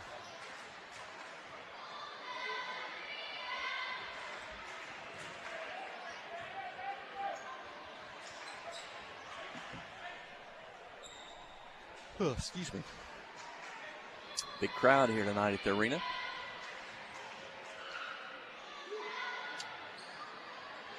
And the second free throw drops through. 66-23. Inbound the ball might be the final possession by the Lady Yellow Jackets. McJunkins across midcourt. Cameron Keith with a screen into the corner to Brown. She'll shoot the 3. Oh, a little bit long off the glass, offside. Wallace picks it up. Back to Keith, but it's knocked out of bounds. Keep it the Yellow Jackets. Hey, clock's running. Better get it inbound. Get a final shot. They're going to do it. Cameron Keith up high to Katie McJunkins. Deep on the floor. 6 seconds. 5. Wallace for 3. It's up off the rim. It won't go out of bounds. That'll do it. Clinton, Lady Yellow Jackets, 66. Pulaski Academy, the Lady Bruins, 23. This game was 5-4 early on. After that, it was all Lady Yellow Jackets. They get the victory tonight. They stay perfect in conference play, undefeated on the season, as they'll walk near midcourt there and give each other a high five. And good sportsmanship tonight in this game. Well, hey, let's step away for just a moment. When we return, we'll give you some final numbers, and we'll name the first Arkansas Bank & Trust player of the game. You're listening to KHPQ in Clinton High School Sports. Nobody has sold more Dodge, Chrysler Jeep brand vehicles than the Landers family. If you're looking for a hassle-free, stress-free buying experience, then Cowboy Dodge, Chrysler Jeep Raymond Clinton is your place to shop. If you want to pay too much, buy somewhere else. If you want the car deal you've always waited for, Cowboy Chrysler Dodge Jeep Raymond Clinton is your place to shop. It's quick and easy. Jump online at cowboycdjr.com or give us a call at 501-745-5333. Cowboy up or you'll pay too much.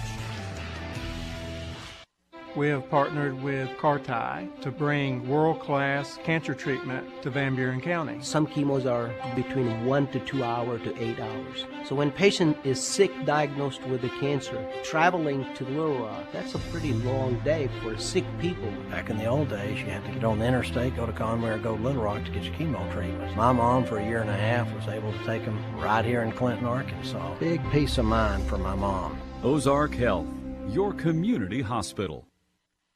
Friday night at the stadium is not the time to worry about your finances. Let First Arkansas Bank & Trust ease your mind with their mobile banking capabilities. You can check your balance, transfer funds between accounts, and even find the nearest ATM for dinner after a road game. The free mobile app is available on the iTunes Store and Android Market. You can cheer loud and proud for the Yellow Jackets because First Arkansas Bank & Trust has you covered. See a branch for more details. Equal housing lender, member FDIC. Conway Regional has been the community's hospital for more than 100 years, providing high-quality, compassionate care. As our community continues to grow, we're growing alongside you to ensure all your healthcare needs are met right here in Conway. Our board-certified interventional cardiologists, specialized team, and innovative cardiovascular technology are here to provide the comprehensive care you deserve when you need it most. So when you're facing a heart emergency, trust the care you'll find down the hallway, not down the highway. Friday night at the stadium is not the time to worry about your finances. Let First Arkansas Bank & Trust ease your mind with their mobile banking capabilities. You can check your balance, transfer funds between accounts, and even find the nearest ATM for dinner after a road game. The free mobile app is available on the iTunes Store and Android Market. You can cheer loud and proud for the Yellow Jackets because First Arkansas Bank & Trust has you covered. See a branch for more details. Equal housing lender, member FDIC. Towing and recovery is the last thing you think about until you really need it. Then you really want the best. There's only one name to call, Justin's Collision Repair Towing and Recovery. They have the largest and latest model recovery fleet in North Central Arkansas. From small towing to heavy-duty towing, Justin's Collision Repair Towing and Recovery on Highway 65 in Clinton is the one to call, 745-2992. That's Justin's Collision Repair Towing and Recovery, 745-2992. Hi, I'm Joey Dobbs with State Farm Insurance here in Clinton. We are proud to support Clinton Yellow Jacket Sports, and we're here to support you on and off the field. For surprisingly great rates on auto, home, life, and supplemental health insurance, stop by today. We're located just off of Highway 65 before the Little Red River next to H&R Block. Give us a call at 745-6323 or visit our website at calljoeydobbs.com. Like a good neighbor, State Farm is there. The Blagg Law Firm is a proud supporter of Clinton High School Yellow Jacket sports. When you need an attorney, call the Blagg Law Firm. Whether it's an injury accident, criminal defense, DWI, family dispute, or Social Security disability, Ralph Blagg believes in equal justice for all. Located on Court Street in downtown Clinton and on the internet at blagglaw.com. The Blagg Law Firm, a proud supporter of Clinton High School sports. Adventure awaits, and with the all-new lineup of Chevrolets, those adventures can become reality. Jolie Chevrolet has the best lineup of cars, SUVs, and trucks ever. Why go from A to B when imagination can take you everywhere? And remember, when you need service work, Jolie's service department can keep your Chevrolet running like new. Make your best deal today at Jolie Chevrolet in Clinton. Find new roads in your new Chevy vehicle. Steve Good at Goods Cash Savers says you can learn a lot about life by playing sports. You may never be the biggest or the fastest, but you can always try to be the very best and give 100%. And that's what they do every day at Goods Cash Saver. Even though they don't have the biggest building, they try to have every item that you might need in groceries. They also overachieve every day in their meat department. So when you're looking for a place to shop, give Goods Cash Saver a try. A supermarket that cares about you and your community and says, go Yellow Jackets.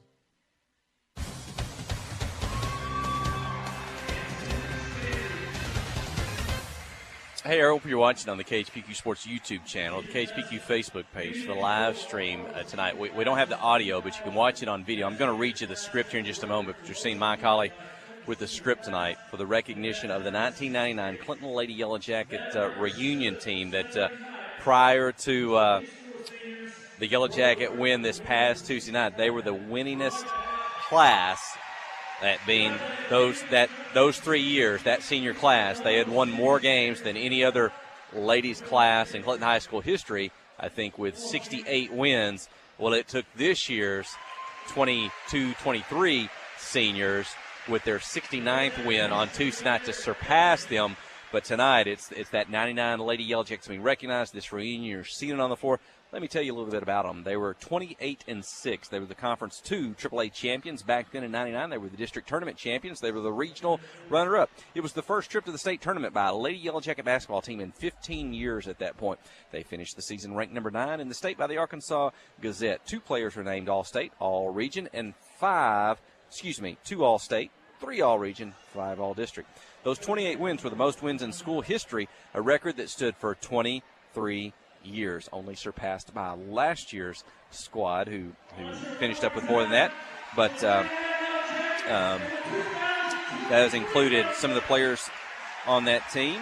Angela Tumbleson, sophomore Melinda Elliott, sophomore Melanie Smith-Condary, sophomore Anna Allworth, sophomore Morgan Watson-Carlton, sophomore Holly Smith-Roselle, sophomore Julie Jones-Maxwell, sophomore Sarah Abasayed, junior Tasha Collins DeSazo, junior Sarah Starnes, seniors Shauna Wyatt Van Dyke, senior Shaylin Sowers, junior Sarah Ragland. She led the team with 109 assists. She was all-district.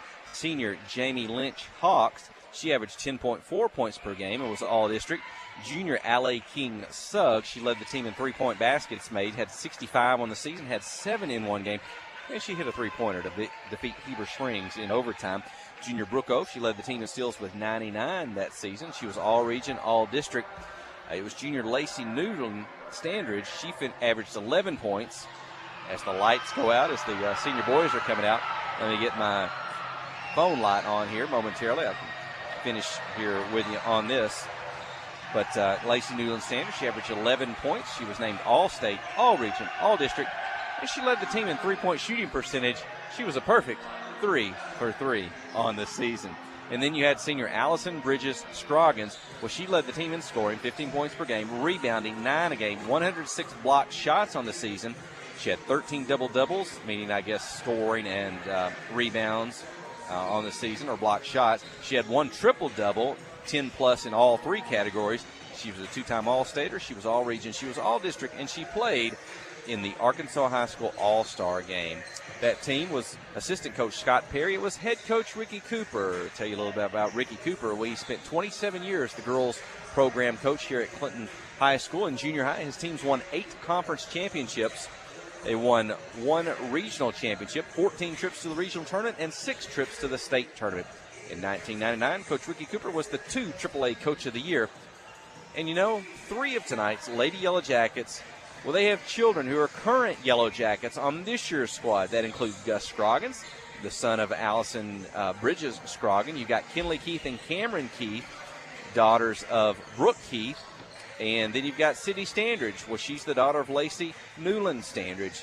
this senior class of 2000, at the time, they'd set the record for most wins as a class with 68, and that record stood for 22 years until it was broken, as we talked about here in the past week, by this year's senior class picking up their 69th win. So they had them come out and join him there for a moment. If you saw that on the video, this year's seniors, that class, the record setters. That was Katie McJunkins, Kinley Keith, Reese McDonald, and Sydney Standridge who took that picture there together. So how much fun was that? The girls, the coaches, they're in the hospitality room. Looks like the Booster Club got them all T-shirts tonight. If you saw that on the live stream, they're wearing now, enjoying some time in the hospitality room.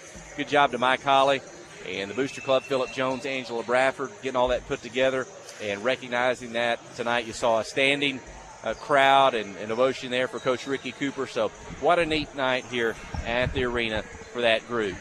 Wow, they got a long standing ovation. That was really cool. Just kind of organically, it just started all over the arena.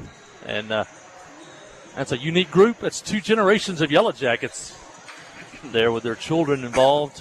Four current Yellow Jackets are children of the 1999 team. And so it was quite a night. We're not done yet. It's Maddie Cabana coming up in the final halftime tonight. Well, as the live stream was going, we kind of went into the recognition ceremony. We didn't wrap up the girls yet, but we can give you some final numbers on that. Name the player of the game. I know you had to step away there for a bit, Mike Colley, but we'll Abigail Parks looks like with 18 points, got 15 of those in the first half. 6 threes for Abigail Parks. Reese McDonald finished the night with 10. Didn't have to do much the second half. Sydney Standridge, I had her with 2 here. I didn't stat the fourth quarter. And Gracie Lima with 5. Katie McJunkins with 3. Maggie Gresham, a good game tonight with 10 points. And we also got Caden Brown with a couple. And Allison Wallace with 2. Looks like Anna Williams with 4. And Cameron Keith with 4. So the Yellow Jackets win tonight big.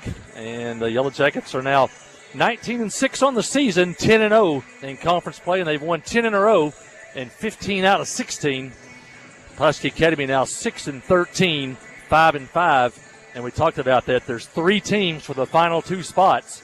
And Pulaski Academy, Bauxite, and Lone Oak are fighting for those last 2 spots. And Pulaski Academy takes a loss here tonight. Yellow Jackets back in action Friday night as they travel to Marshall. And the next conference game will be here next Tuesday night. Heber Springs in town. It's senior night. And it'll be all the stuff going on. Senior night, half-court shot for $500. What else we got? More Little Bees coming. And it's Pee Wee night. All the Pee Wee players in the Clinton Pee Wee program are going to get a basketball next Tuesday night. And it's Pack the House night. Come on out and fill the house up as Heber Springs comes to town. I think one of the biggest ovations in the 99 team, when I mentioned that Allie King Sugg hit a 3-pointer to beat Heber Springs back in 99. So I think the crowd really liked that one. Time for your first Arkansas Bank and Trust Player of the Game. We appreciate their title sponsorship again this season. Stop in their branch in the Northside Shopping Center across from Pizza Hut. Goods Cash Saver. Tell them you enjoy listening to Yellow Jacket Sports here on KHPQ and see what they can do for you. Banking products and financial services. That's First Arkansas Bank and Trust tonight. And a lot of players that we could note tonight. Certainly Abigail Parks, another fantastic night. 6 3-pointers, 18 points total. She and Reese McDonald got the team off to a good start again as they just, from that 5-4 lead to start early, they just blew it open in the first half. Reese finishes again with double figures. Missed some time for some foul trouble late on that one, but those girls did good. But Maggie Gresham, another good, strong night inside. She's going to finish in double figures with 10 points. Abigail gets 6 3-pointers. We almost take it for granted now. Hey, she got 6 3-pointers. Finishing out with 18, but another good night shooting the ball by Abigail Parks. Reese McDonald, double figures with 10. But I think I might go with the sophomore Maggie Gresham as she keeps making great strides this year.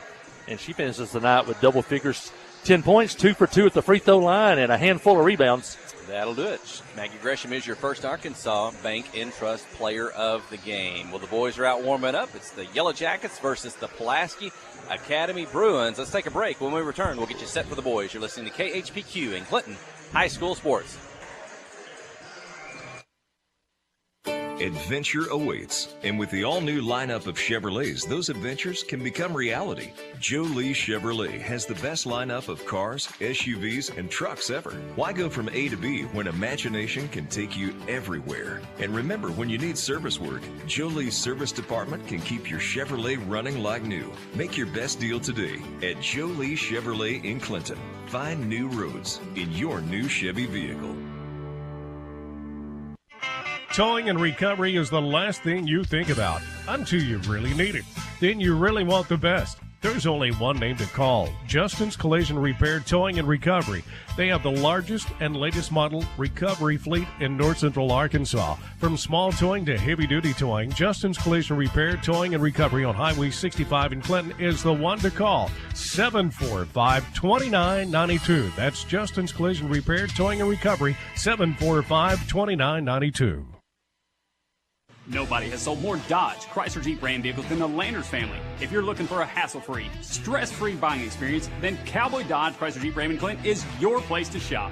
If you want to pay too much, buy somewhere else. If you want the car deal you've always waited for, Cowboy Chrysler Dodge Jeep Ram in Clinton is your place to shop. It's quick and easy. Jump online at cowboycdjr.com or give us a call at 501-745-5333. Cowboy up or you'll pay too much. Wherever the river flows and however the game goes. The River Company is a proud sponsor of Clinton Yellow Jacket Sports. Just like in sports, you want someone who has your back. The professional team at the River Company Insurance does just that. They'll work hard to find you the most coverage at the best possible price. Whether it's business, farm, ranch, personal, or automotive, the team at the River Company will get you exactly what you need. Sports is a team effort, so come join the team at the River, formerly S&P Insurance.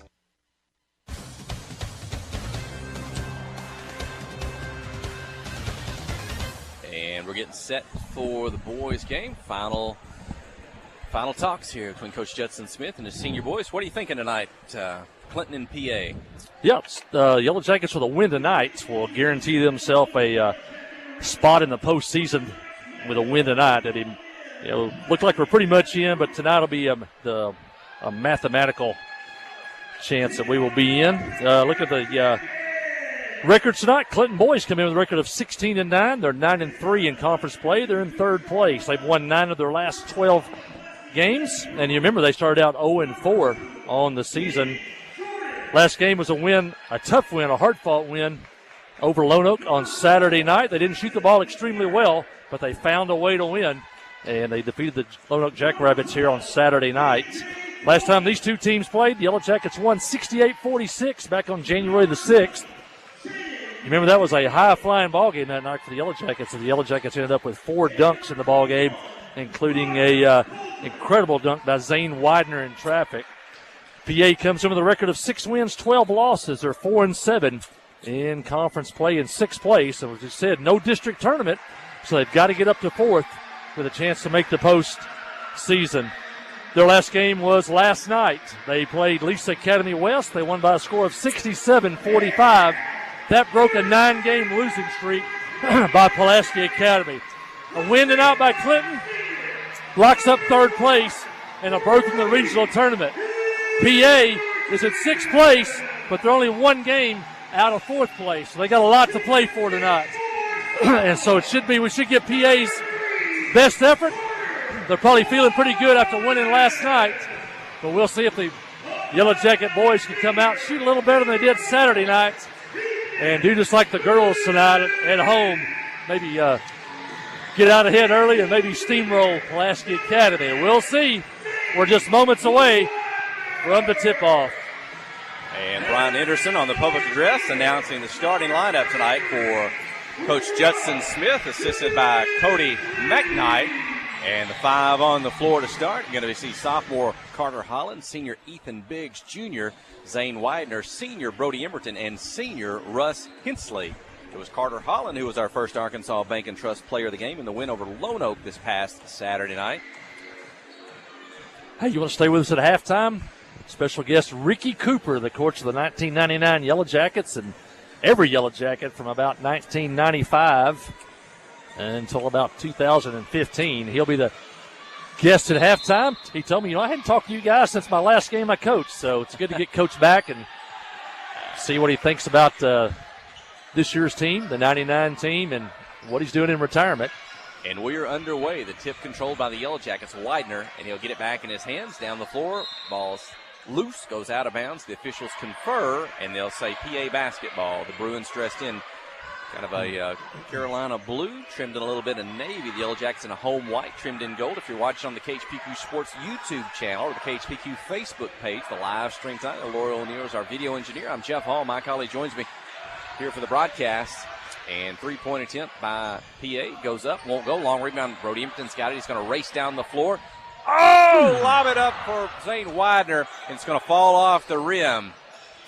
He tossed that up for the alley-oop on the run.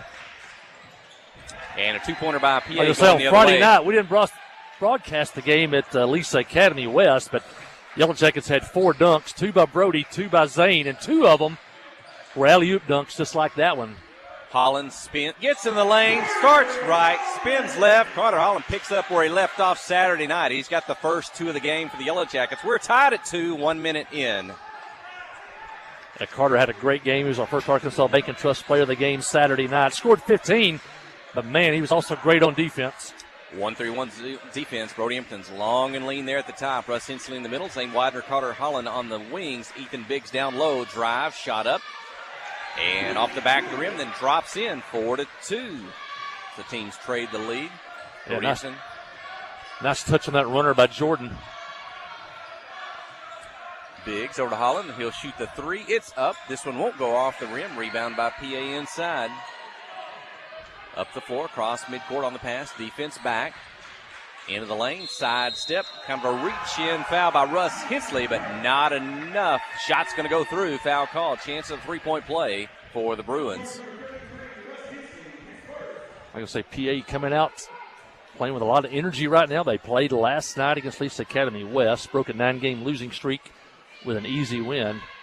Probably got everybody in the game last night, so fatigue will probably not be a factor in this one. Didn't have to travel. Lisa Academy, one of those schools in Little Rock as well, so shouldn't have been a late night for the Bruins. Zane Widener's going to start left, drive, put it up in traffic, won't go.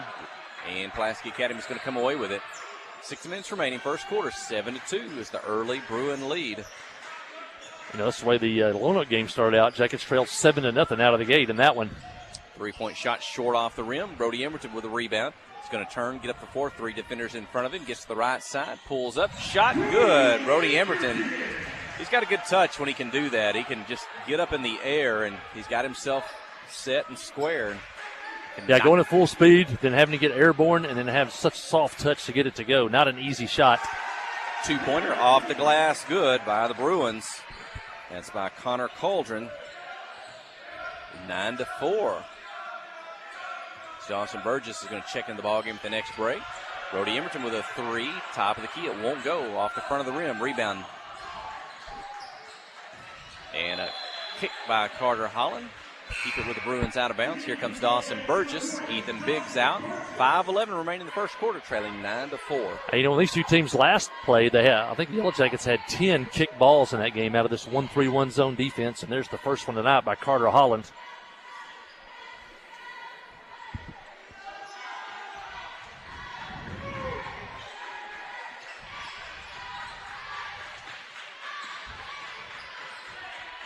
Clinton's got a lot of size in with this squad in. Burgess, Holland, Widener, Hensley, and Emberton. 3-point shot from the left corner won't go. Offside rebound. PA off the glass won't go. Zane Widener with a rebound.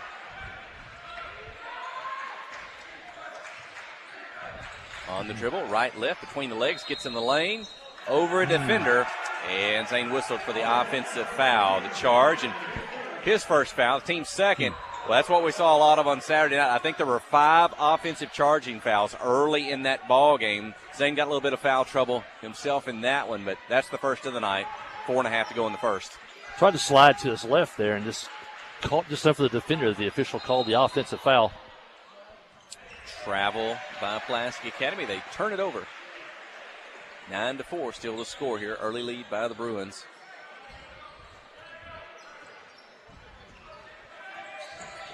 And they'll try to double team Zane as he gets across midcourt. Now picks up his dribble. Long pass down the floor to Holland. Now they'll get back in a man-to-man. One up on everyone. Carter Holland's going to drive, get by a defender, get to the basket, and draw the foul. Let's see, he may have been on the floor before he got to the basket in the lane. No, they're going to give him free throws. 2 free throws for Carter Holland. Carter, a transfer from Mountain View. He's actually between ball games. Where'd that piece of floor come from up there? I gave him the history of Walker Fieldhouse. I know the kids around here know everything about Walker Fieldhouse. He gets both free throws. He's got 4 points on the night. Well, he might have thought that was a Mountain View Yellow Jacket from back in the day. The blue and gold instead of the black and gold. It confused him for a moment there. I think that's the logo from back in the day when the Yellow Jacket was wearing a sailor hat and had a tattoo. 3-point attempt by Pulaski Academy. Won't go, but the rebound by the Bruins. They'll get a second opportunity. In the lane. Players fall. Offensive foul on the Bruins. So their first charge of the night. Did Zane Widener take that charge? Zane Widener took it. So Zane Widener gives, and Zane Widener takes away. He giveth and he taketh. 9-6 trailing, 3:40 to go in the first quarter. Holland gets a switch. Pulaski Academy, they got a tall squad out in 4-2. This may be this is a fairly an even matchup size-wise that Clinton doesn't face a lot of times. Zane Widener on the move. Pretty play. Gets inside, gets in traffic, kind of switches a little bit. I don't know if he switched hands, but a little bit from the left to right to get it off the glass, 9-8. He scored continuously at PA inside, just like that. On the drive, off the glass, the Bruins score 11-8. So trade baskets with 3 minutes to go in the first quarter. Zane back across midcourt. Left side, back to Holland. Picks up his dribble. Burgess trying to post up inside. Can't get the basketball. Carter catch and shoot 3 from the left side. This one won't go. Rebound hits the floor. And Cauldron comes up with it for the Bruins. On the dribble, Kenneth Jordan on the left side looks inside. Tyson McCarroll. Second kick of the game is Dawson Burgess. Shannon McDaniel gets a foot on a pass there. Gus Scroggins checks in for the first time tonight. He's already had some duty tonight as he took a flower out to his mother, Allison Bridges Scroggins, and what a player she must have been. Led the team in scoring, rebound, block shots, had 13 double-doubles in that season and 1 triple-double. And was a 2-time All-Stater. 3-point attempt by Pulaski Academy. Won't go, just short by Kenneth Jordan, but a long rebound's chased down. Jordan gets it back. This time he's going to drive, put it off the glass. Won't go. The miss. The rebound by Dawson Burgess. Outlet to Brody Emberton. Cross midcourt. 4 defenders in front of him. Kick it out. Gus Scroggins ready for the 3, but it's just short off the rim. And the rebound recovered by Pulaski Academy. Not a lot of second shot opportunities early in this one for Clinton. They trail 11-8. Just under 2 minutes to go in the first quarter. Yeah, PA's got good overall size at each position. One of the bigger teams the Yellow Jackets have seen this year. Number 12, KJ Colon on the floor. He's going to get it back, drive, pass inside the Cauldron, knocked away, but recovered. Tyson McCarroll, his shot blocked or missed. Carter Holland comes away with it. Up the floor to Brody Emberton, defender in front of him. Back to Zane Widener. He's going to drive, challenge a defender. Yep. This time it's a blocking foul called. And count the basket? And good free throw coming for Zane call by Widener. the official as the defender slid over. You know, a more inexperienced referee might have called that an offensive foul, but that was clearly a blocking foul, even from up here. And Widener gets the basket, heads of the line, chance to tie the game for the first time since it is 0-0. 3 team fouls on Pulaski Academy, 2 on the Yellow Jackets, and Widener does knot it up at 11. Minute 32 to go in the first quarter. Pulaski Academy will walk it up to across midcourt. The left corner here below our broadcast position. Scroggins is on a wing.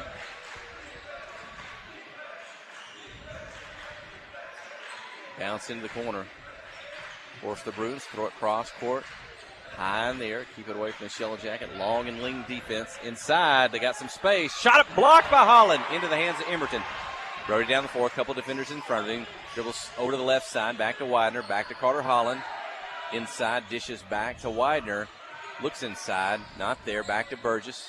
fakes the three, keep it behind the three-point line, work it all the way back. All the players touch it. Holland's inside. He's fouled. Carter Holland to the free throw line. Great passing. Widener to Emerton to a diving Carter Holland, and he draws the foul. And great passing by the Yellow Jackets. Carter gets the first. I think that's his 5th point tonight. A couple of field goals, 3 free throws made. Makes the second. He's 4 for 4 at the line. It's a 13-11 lead. Is that the first lead of the night, maybe, for the Yellow Jackets with 45 seconds to go in the first quarter? Jackets 5 for 5 at the line. They'll get one more possession before the end of the quarter. 3-point attempt in the air by Kenneth Jordan. In and out, won't go. Gus Scroggins with the rebound. 28 seconds up to Brody Emerton across midcourt. Defense back. Zane Widener, catch, shoot three from the right wing. This one won't go off the rim. And Burgess able to keep it alive. He'll tip it out, but it goes out of bounds. Smart play by Dawson, just went out of bounds, but PA was going to get the rebound. He tries to tip it away. Maybe a Yellow Jacket would pick it up, but went out of bounds, but a smart play by the junior Dawson Burgess. Final 8 seconds of the first quarter. Cody McKnight's on his feet, assisting on the Yellow Jacket bench, telling his defense where to go. Ball gets tipped. They recover. 2 seconds, 1 second. They won't get it off. First quarter comes to an end. It's Clinton 13, Pulaski Academy 11. Stay with us. You're listening to KHPQ and Clinton High School Sports. Friday night at the stadium is not the time to worry about your finances. Let First Arkansas Bank and Trust ease your mind with their mobile banking capabilities. You can check your balance, transfer funds between accounts, and even find the nearest ATM for dinner after a road game. The free mobile app is available on the iTunes Store and Android Market. You can cheer loud and proud for the Yellow Jackets because First Arkansas Bank and Trust has you covered. See a branch for more details. Equal housing lender, member FDIC.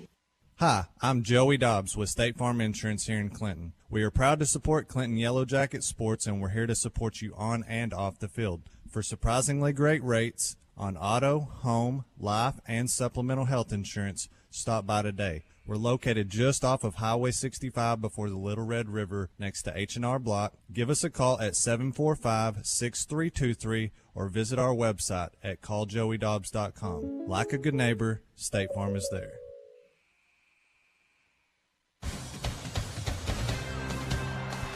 The Yellow Jackets started slow here in this one. They trailed 7-2, but they tied the game at 11 with 46 seconds left in the first quarter and head into the second quarter with a 13-11 lead. Pulaski Academy has the ball to open the quarter. Jackets in that 1-3-1 zone defense.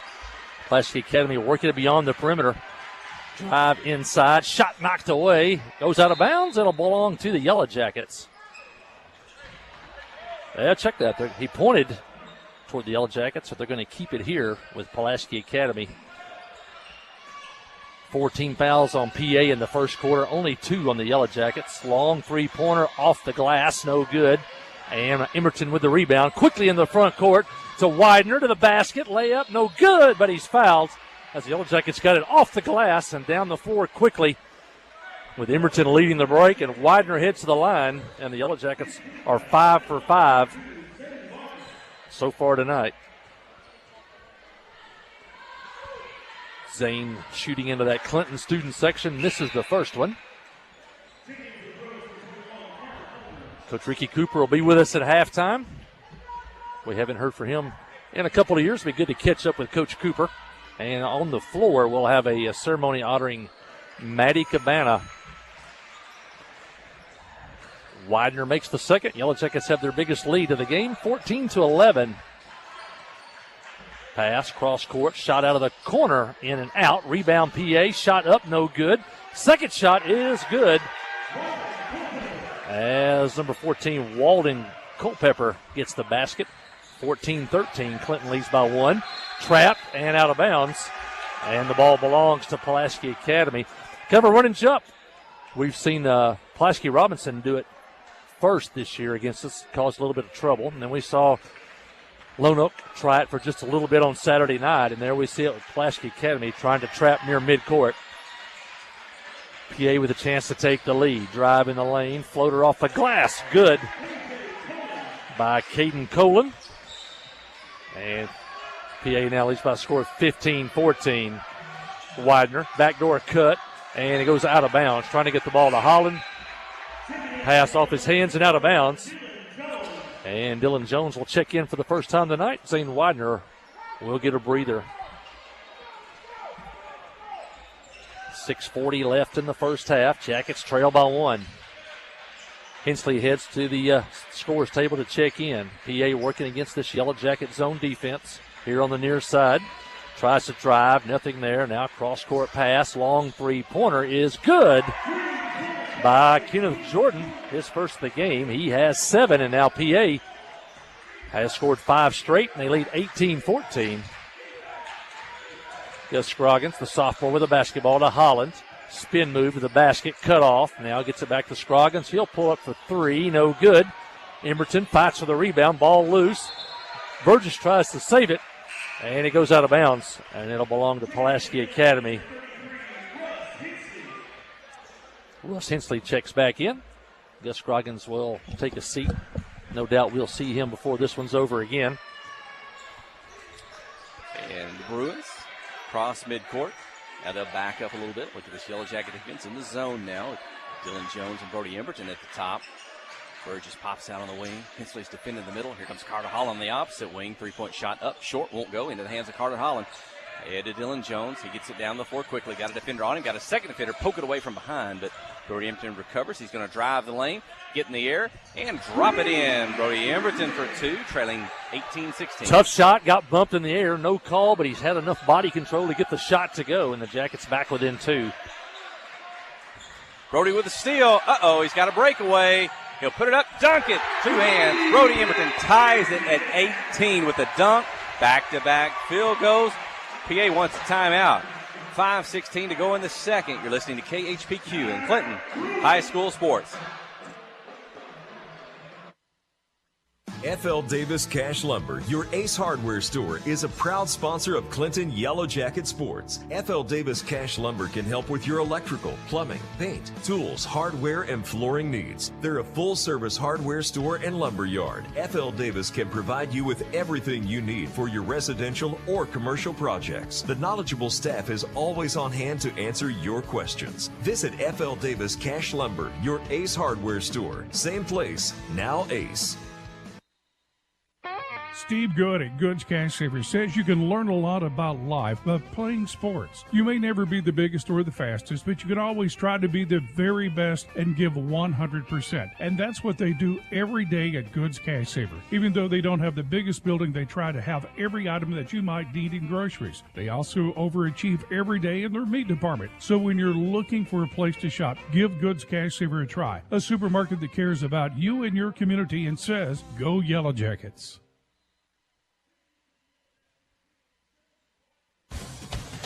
Well, just moments ago, PA led 18-14, and then here comes Brody Emberton with a great drive in the lane to cut it to 2, and then comes back with a dunk to tie the game at 18. And that's where we stand now. Yellow Jackets have the basketball. Brody about to give the Yellow Jackets the lead, except he was fouled on his drive as he was getting near the lane. That's the 6th team foul on Pulaski Academy. 1 away from the Yellow Jackets shooting free throws for the remainder of the first half. 4:53 to go. Inbound the ball. Dylan Jones' 3-point attempt won't go. Offside rebound to Connor Cauldron. And the Bruins get it across midcourt. They'll have a chance to regain the lead. You know, these two teams played. It was a pretty good game until about the 4-minute mark of the second quarter. And the Yellow Jackets went on a run and took a double-digit lead into halftime. Shot, miss, rebound Emberton, reach-in foul on PA. That is the 7th, so 1-1 opportunity for Brody Emberton. Tied at 18. 4 straight points to tie it. Let's see if he can put the Yellow Jackets in the lead. Jackets 6 of 7 at the free throw line as they line up to shoot this 1-1. Well, I stepped for a moment while I was away. I was talking to, and I apologize to him. Jory Tumbleson was on the air with us as we went off Saturday night. I called him Jory Azabi. His older brother's Jaden Azabi, and we see Jory a lot after games or after football games. He's at Coach DeFran's house a lot and with them, and Hey, he told me he just got back from Pocahontas. That's a long way away. The junior high quiz bowl, they came in second today. And they're going on to state in February, so they had a good day. Shot it by P.A. Good. Count the basket. Blocking foul on the Yellow Jackets. A chance at a three-point play. Well, that was a late call. Basket went through. Players on the floor. And then the official on the far side of the court calls a foul. And it's going to go against... He's going against Dylan Jones, only his first. Free throw good. 21-18, the Pulaski Academy lead. Zane Widener on the dribble, loses it, but Russ Hensley picks it up. Back to Zane. Now he's going to drive, split two defenders, put it off the glass. Good. 21-20. That's what Zane does best, is getting the ball to the basket. You give him a step, you give him a lane, he's going to finish. He's so strong inside that he can draw a foul or kind of use his body to get where he needs to be to get the shot off. Jeff Hallam jumping out of here. Keep those stats. Got to now remind folks what's coming up at halftime. We got Maddie Cabana not here at halftime. You want to stay tuned, watch the live stream, and listen to Coach Cooper at halftime. That's right. 3:44 to go. Be it just a little bit before we get there, but lots of extra festivities tonight here at Yellow Jacket Arena. It's been fun. 21-20, Pulaski Academy basketball. They'll inbound from the baseline.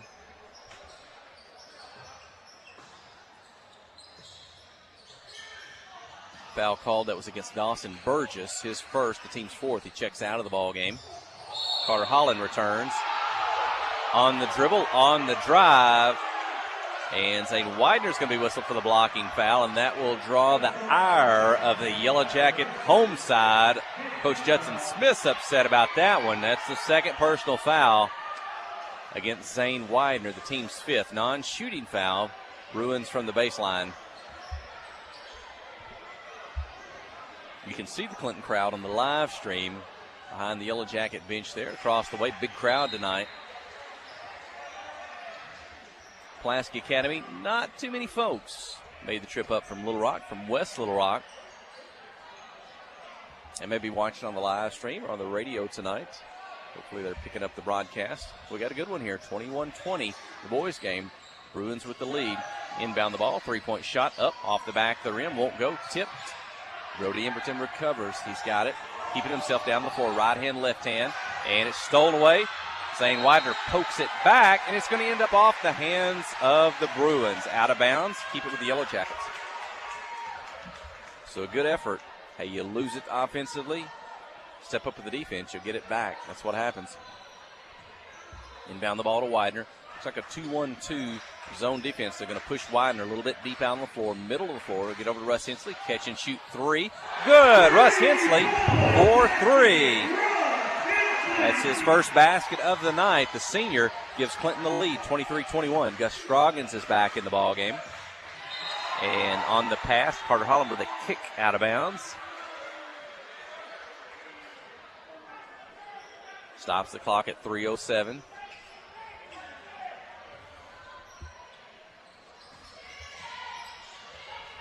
Shot clock at 24. Bruins, they throw it over the top of that 1-3-1. Now they'll bounce past it in the corner. The three's up. Long sails, but the offside recovery gets it back. Now a three-point shot from the right wing, in and out, won't go. Russ Hensley high for the rebound. Clears to Zane Widener. 2:45 to go in the second. 23-21, playing with the lead. Zane Widener's going to take it all the way. Kind of scoop it up by the defender. That's Connor Cauldron. Draws the foul, and Zane Widener to the free throw line.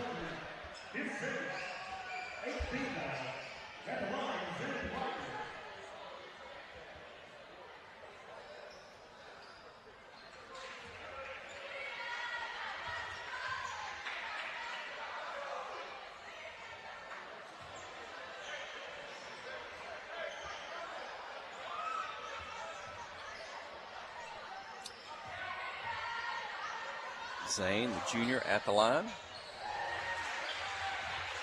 Goes 1 for 2. It's 24-21. And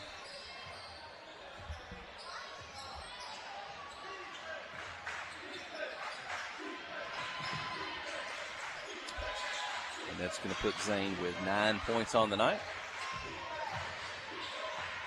He's going to drive, get in the lane. The runner up off the glass, a little hard off the rim. Gus Scroggins with the rebound. Does a good job playing keep away. Outlet pass to Widener. Zane's going to get back to the middle floor. He's going to get in the lane again. This time it's the left side. He draws a foul. Zane Widener back to the free throw line.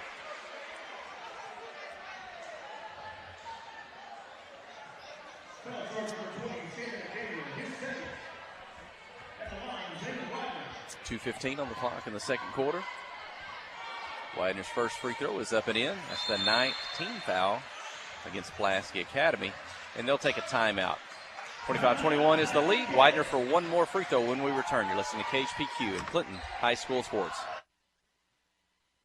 FL Davis Cash Lumber, your Ace Hardware store, is a proud sponsor of Clinton Yellow Jacket Sports. FL Davis Cash Lumber can help with your electrical, plumbing, paint, tools, hardware, and flooring needs. They're a full-service hardware store and lumber yard. FL Davis can provide you with everything you need for your residential or commercial projects. The knowledgeable staff is always on hand to answer your questions. Visit FL Davis Cash Lumber, your Ace Hardware store. Same place, now Ace.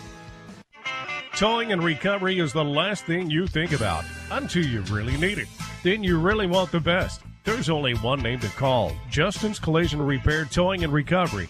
They have the largest and latest model recovery fleet in North Central Arkansas. From small towing to heavy-duty towing, Justin's Collision Repair Towing and Recovery on Highway 65 in Clinton is the one to call, 745-2992. That's Justin's Collision Repair Towing and Recovery, 745-2992.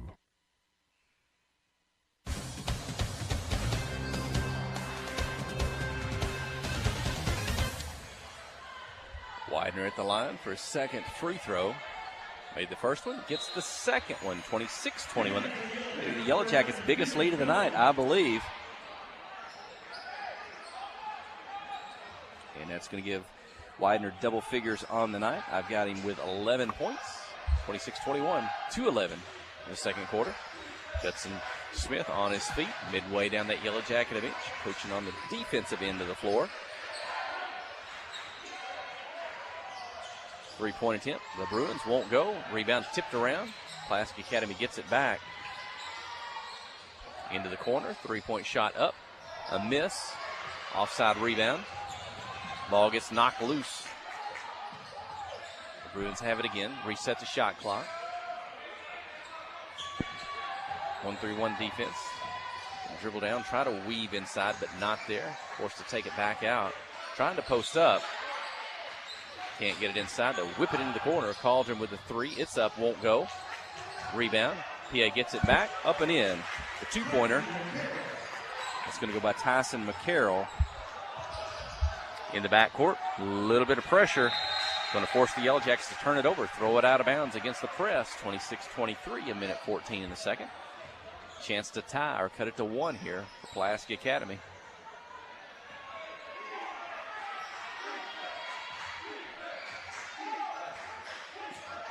Pulled out a little bit deeper on the floor in the corners.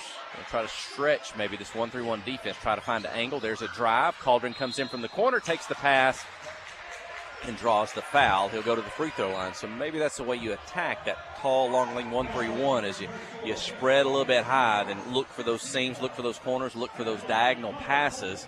And that time they do a good job of executing. Ends up with free throws for Connor Cauldron. His first one is up and in. It's 26-24.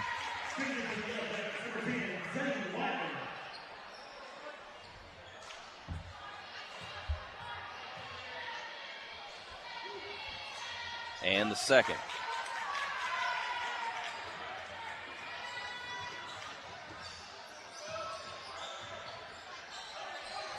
Widener on the left side is going to dribble, get inside, spin, and put it off the glass.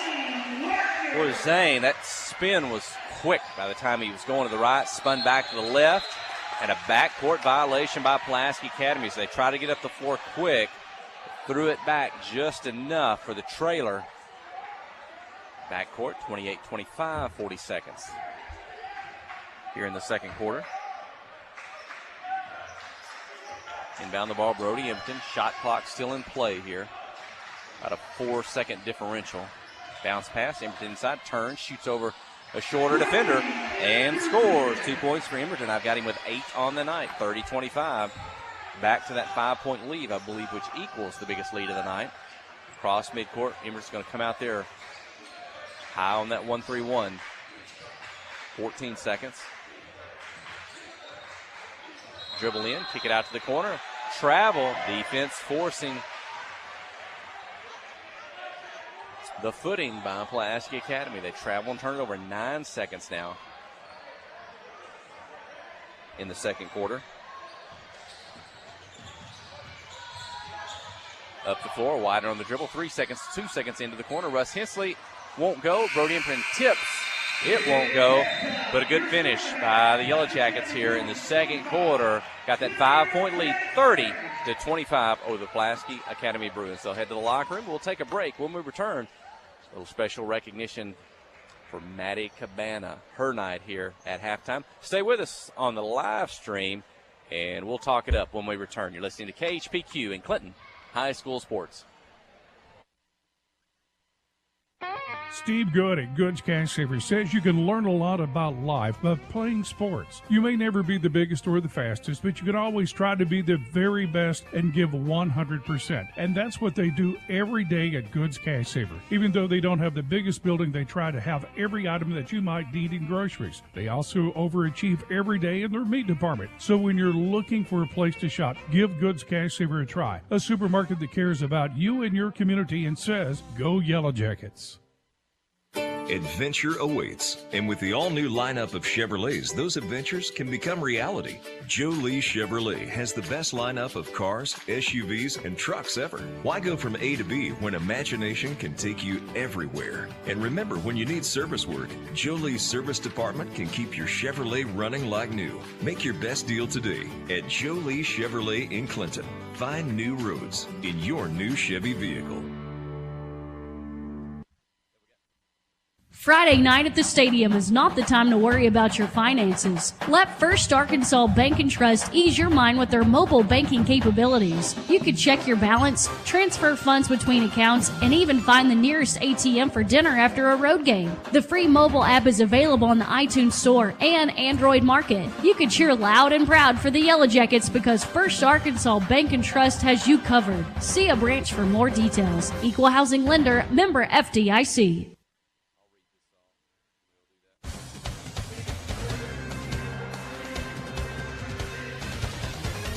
Hey, Jeff Hall, my colleague, has stepped away to the floor. We got another special recognition tonight, and it is Maddie Cabana night here.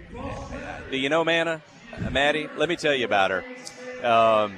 Booster Club honoring her tonight. In 2022, this year, Maddie had one of the most historic cross-country and track and field seasons in school history. Well, in track and field last spring, she was the Class 3A 3,200-meter state champion, as well as the 1,600-meter state champion runner-up.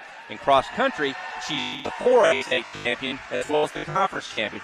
She won the state championship, the competition, by a minute and a half over the next closest finisher, and the conference minute by 4.5 minutes over the next closest finisher.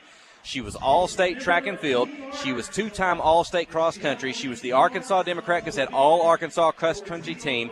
She was a member of Team Arkansas, and she helped lead Arkansas to victory over the Team Oklahoma after the season. She's been nominated for the Arkansas Gatorade Athlete of the Year. Tonight, Maddie and her family, coaches Jesse Wilson, Kelly Wilson, and cross-country coach Matthew Post. And on behalf of the Clinton Yellow Jacket Booster Club, Philip Jones and Angelo Bradford, they're presenting Maddie with a plaque in recognition of her accomplishments. And, hey, that's not all. Van Buren County Judge Dale James, he couldn't be here tonight. He's at a conference. But it's been his honor to represent Maddie from Judge James in the county in reading the special proclamation. Tomorrow, hey, it's Maddie Cabana Day in Van Buren County, and that'll probably get posted before the night's over on social media, but there is a proclamation from Van Buren County Dale James that says Maddie's an outstanding athlete, achieving the rank of #1 in the state of Arkansas cross-country racing competition. She's excelled in both athletics and academics. She's won many competitions titles. She's not only a dedicated athlete, but a servant of Jesus Christ and worships regularly at Grace Church in Clinton. And her athleticism and sportsmanship, as exemplified by her, brings together a whole community of support, and the entire Yellow Jacket track team has exemplified model citizenry during their competition. So Dale James, by his virtue and power of authority vested as Van Buren County Judge, does declare February the 8th, tomorrow, as Maddie Cabana Day in Van Buren County, Arkansas, encourages all citizens to join the county to congratulate Maddie on her esteemed accomplishments of it. County Judge Dale James. If you're watching on the KPQ Sports YouTube channel or the Facebook page, you're watching that down at Center Court right now, of the recognition ceremony. I don't know that you can hear it over the PA, but I've just read you the script from Mike Holly, and you're getting to see that if you're watching. Coach Ricky Cooper is up here with me. He's watching. What's like old times? I was telling Coach Cooper, he said, when did y'all get started? We started with you. You taught us Lady Yellow Jacket basketball back in 2007. You got us off with some of those good state championships runs with Witsy Donahue, your Haley Scott, your daughter, and Logan Blagg. And we hadn't got to talk in a while on the radio. We talked a lot about you tonight, this recognition ceremony. You got a standing ovation. We had to stop for a little bit because the crowd wouldn't stop clapping when they announced you out there. But congratulations on, 27 years here at Clinton High School. Your 1990 team got recognized tonight at halftime, had a reunion, and it's been a fun night. It's been a great night. I hadn't seen some of those girls in almost 20 years, and it was just great to see them, and it was even beyond my expectations. I just had such a good time seeing all of them again. Now, you played back in Walker Fieldhouse. We had that dedication tonight from Center Court that's now been moved over to Yellow Jacket Arena. You had some of those girls playing for you back then. Some of the girls that were awarded postseason honors in that, like Allie King, Sugg, Brooke Ove. You had Allison Scroggins and Lacey Newland Standridge. Sarah Ragland, a lot of the girls there as well. But what stuck out in your mind about that squad? Well, of course, those juniors were seventh graders when I came here, and they're just a great bunch. And I said, I've told people they set the tone. They really did. They worked hard. I told Brooke and Lacey and Sarah Ragland that I got so sick of them. They'd be up at 6 o'clock in the morning, 7 o'clock in the morning wanting a key. So finally I just got them a key to the gym. And it's just a great bunch. And I feel like they set the tone. Mm-hmm. And had a lot of success. Matter of fact, they were the winningest class of Lady Yellow Jacket basketball players in school history. That's a class over their 3-year period. They won 68 ball games. And that wasn't surpassed until this past week when this current squad won their 69th game. Still some games to go in the season. But a neat thing about that is some of those, that's moms and daughters. Lacey Standridge's daughter, she plays on this year's team. Brooke Oafs has 2 daughters on this year's team. Allison Scroggins, she's got a son on the boys' team, Gus Scroggins this year. But so they're following in their mom's footsteps. And it was just so good. I mean, to see. I've talked to 3 or 4 of them that coach their kids, and they're telling me about getting technicals, about saying things that I used to say. And I told them they didn't necessarily need to follow my conduct on the bench. But they, like I said, it's just been a great night. You got to be a part in your 27 years here. You got to be a part of 8 conference championships, 1 regional championship, 14 trips to the regional tournament, and 6 trips to the state tournament. What you really spoiled us as broadcasters on getting to go to those good out-of-town regional trips, stay overnight, go to state tournaments. Where did we go through the years? We've been to Dumas. We've been to Truman up in northeast Arkansas. We've been to Pine Bluff. We played there, I think, with you. Highland. Went to Highland up in northeast Arkansas. And, boy, we got to check off places on the map on those trips, and such a lot of fun. Then you finished up with a big volleyball career and had a really successful girls volleyball program in your time here. And people, like the girls tonight, were laughing about coaching volleyball, but I can say with all honesty that was 3 of my I mean, I had a great time coaching, great kids, and it was fun. It was a little more laid back than basketball. Mm-hmm. That's right. Hey, you come to the games and you sit down in the corner. We mention you sometimes when you see and you watch the games, but you're I don't know how I want to say this. What's the word? You're probably more spry than you are now then. You've had, knee replacements, and you're getting around. You look You're probably as well or better than you were well, even in the years we were with you. Well, I had weight loss surgery, and I've had 4 knee operations. Mm-hmm. So I've been under the knife quite a bit. I think they say what the phrase is, looking good, feeling good. You look like. I don't know if I look good, but I do feel good. Well, stay with me here for a minute. Okay. And this boys game gets underway. 30-25 is the lead over Pulaski Academy. Carter Holland, Zane Widener, Brody Emerton, Russ Hensley, and Ethan Biggs on the floor for Coach Judson Smith. And it's been a close one. This is the biggest lead of the ball game for Clinton. It's at 5 points. It's a conference game. Clinton's in second place, needing to win to stay in second place with Pulaski Robinson as we're here in the final couple weeks of the regular season. Carter Holland is fouled. He may go back to it's going to be an offensive foul against Carter as he spun and went into a defender. One thing that's different this year, Cooper, Coach Cooper, we never had with you, is the conference coaches here, they've elected not to have a district tournament. We're going straight to regions. Coach Post and I have been arguing about that. We've been around each other a little bit here lately, and I'm old school. I want a district tournament. Mm-hmm. Because if you're one of the top 4, yeah, but if you're not, you really don't have anything to play for. And I'm old school. I like to have that district tournament. And I think it helps you get ready for the regional tournament by, games are so important. Mm-hmm. Ethan Biggs gets his first point of the night. He matches the Bruins, 2 on their end. Still a 5-point lead, 32-27, Pulaski Academy for a 3-point attempt. It's up and in. The 3-pointer by Kenneth Jordan. That's his second of the night. He's got 10 points total, 32-20, back to a one-possession game. Well, it makes it so important because without that tournament, every conference game you're playing for Yellow Jackets now basically for second and third place. Carter Holland inside. His second shot is up and in. Another basket for Carter Holland. He's having a really good offensive night. But the top 4 teams, they're going to go on to region. If you're below number 4, your season comes to an end here a week after next. Foul called on the Yellow Jackets. And Clinton's going to be hosting a conference from Northeast Arkansas here at Yellow Jacket Arena. The regional tournament will be here. The top 4 teams, girls and boys from the Northeast, the top 4 teams here in 4A from Central Arkansas, meeting here at Yellow Jacket Arena Wednesday through Saturday here in a couple of weeks. And matter of fact, on boys, we anticipate Blyville coming down. Maybe some of the folks consider them the best 4A boys team in the state.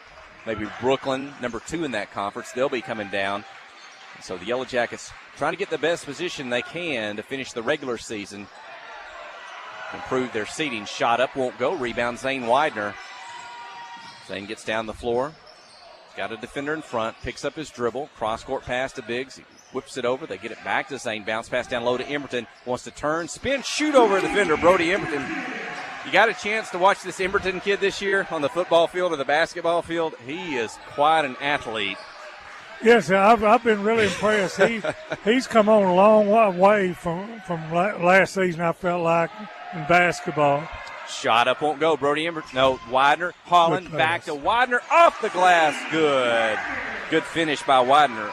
The assist by and a timeout by Pulaski Academy. Clinton's biggest lead of the night, 38-30, 5:17 in the third. I'm Jeff Hall. That's Coach Ricky Cooper visiting with me on a big crowd here at Yellow Jacket Arena. It's always fun. The more people you get here, the atmosphere, it makes it a lot of fun. We got Heber Springs coming next week, which possibly could be the biggest crowd of the season. If they'll bring their folks over, our folks will show up. We got a lot of special stuff that night.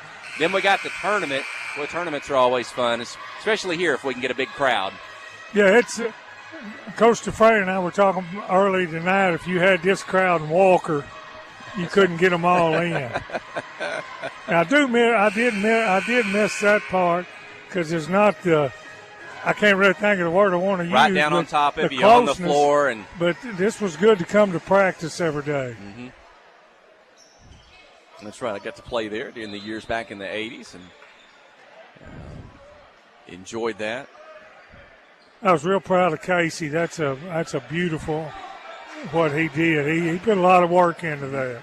Got the center court circle from the old Walker Fieldhouse there. The Yellow Jacket mascot, center court. That's what's mounted here. Going to be permanently here at Yellow Jacket Arena. I think they're going to put a plate underneath it, kind of telling folks what it is and the significance of it. Shot up by PA, won't go. Rebound Carter Holland, ahead to Emberton, ahead to Biggs. Ethan's on the drive. He's going to get inside. He'll toss it back out. Zane will drive, try to get it inside to Brody. Defensive blocking foul called. And might have not been shooting yet. So I have to inbound it. 38-30 is the lead. 4:45 to go here in the second quarter. Inbound the ball to Holland. Off the inbound, spins, shoots. That's hard to defend. As good as Carter Holland is, taking that inbound pass. He's got 2 more. I've got him unofficially with, what is that? It's only 10 points in the night. That doesn't seem like enough for Carter Holland. He had such a good start there for the Yellow Jackets. I think he had 5 or 6 points in a row there in the first half. 40-30. PA shot off the back of the rim. Won't go out of bounds. Belongs to the Yellow Jackets. Hey. Thank you, sir. Hey. Well, good. Yeah.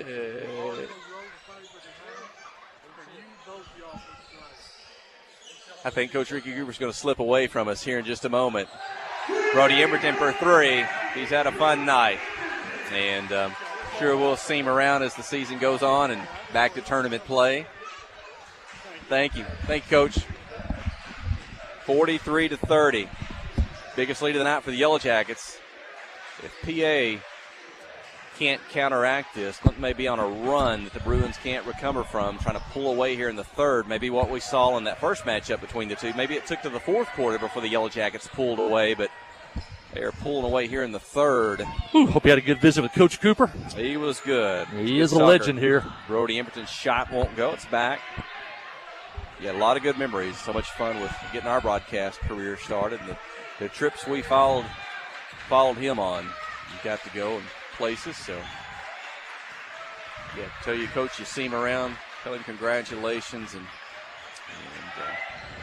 you enjoyed it. Shot up won't go. Offside rebound, Dawson Burgess. Quickly head to Brody Emberton. He may turn it to a 2-on-2. He's on the right side. He'll pull up behind the three-point line. Shoot! And make Brody Emberton. He's got all the shots in his arsenal. That's the pull-up 3. PA takes a timeout. 2:54 in the third, 46-30. The Yellow Jackets have blown it open here in the third. You're listening to KHPQ in Clinton High School Sports.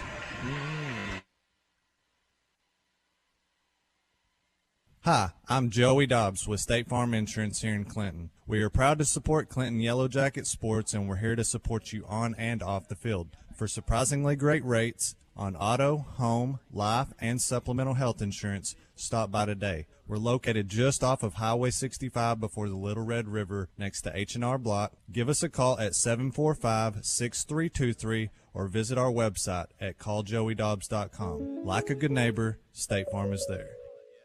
The Blagg Law Firm is a proud supporter of Clinton High School Yellow Jacket sports. When you need an attorney, call the Blagg Law Firm.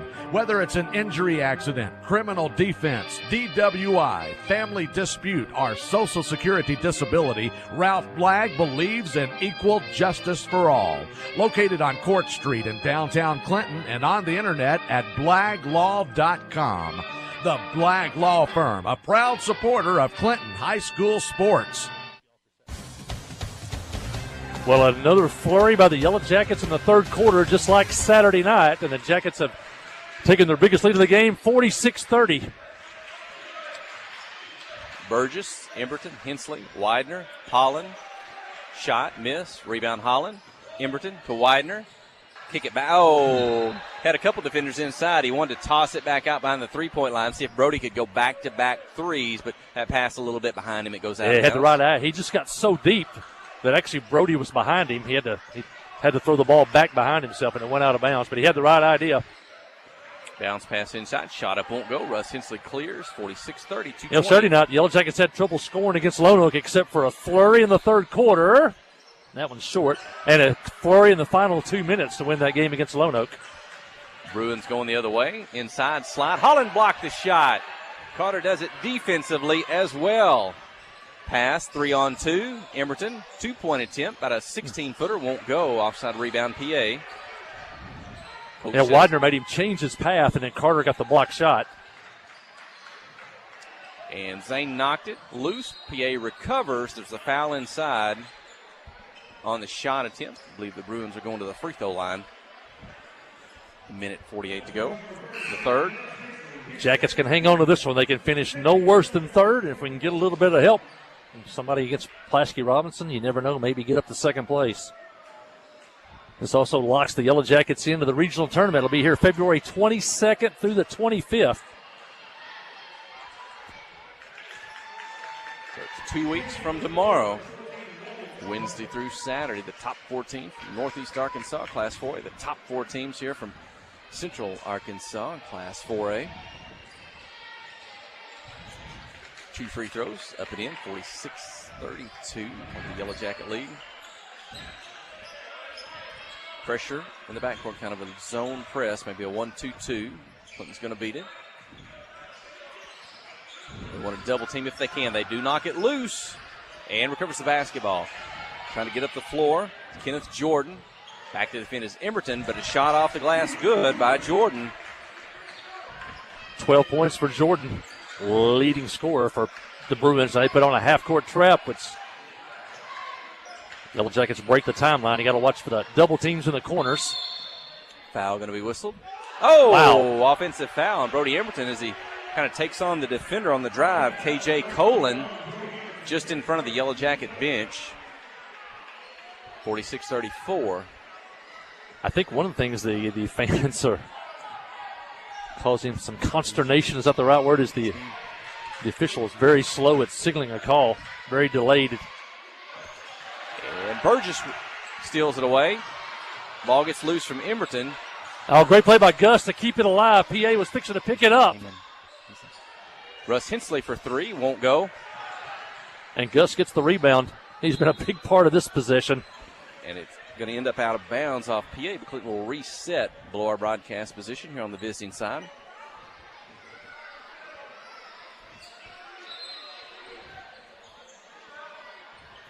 .45 seconds.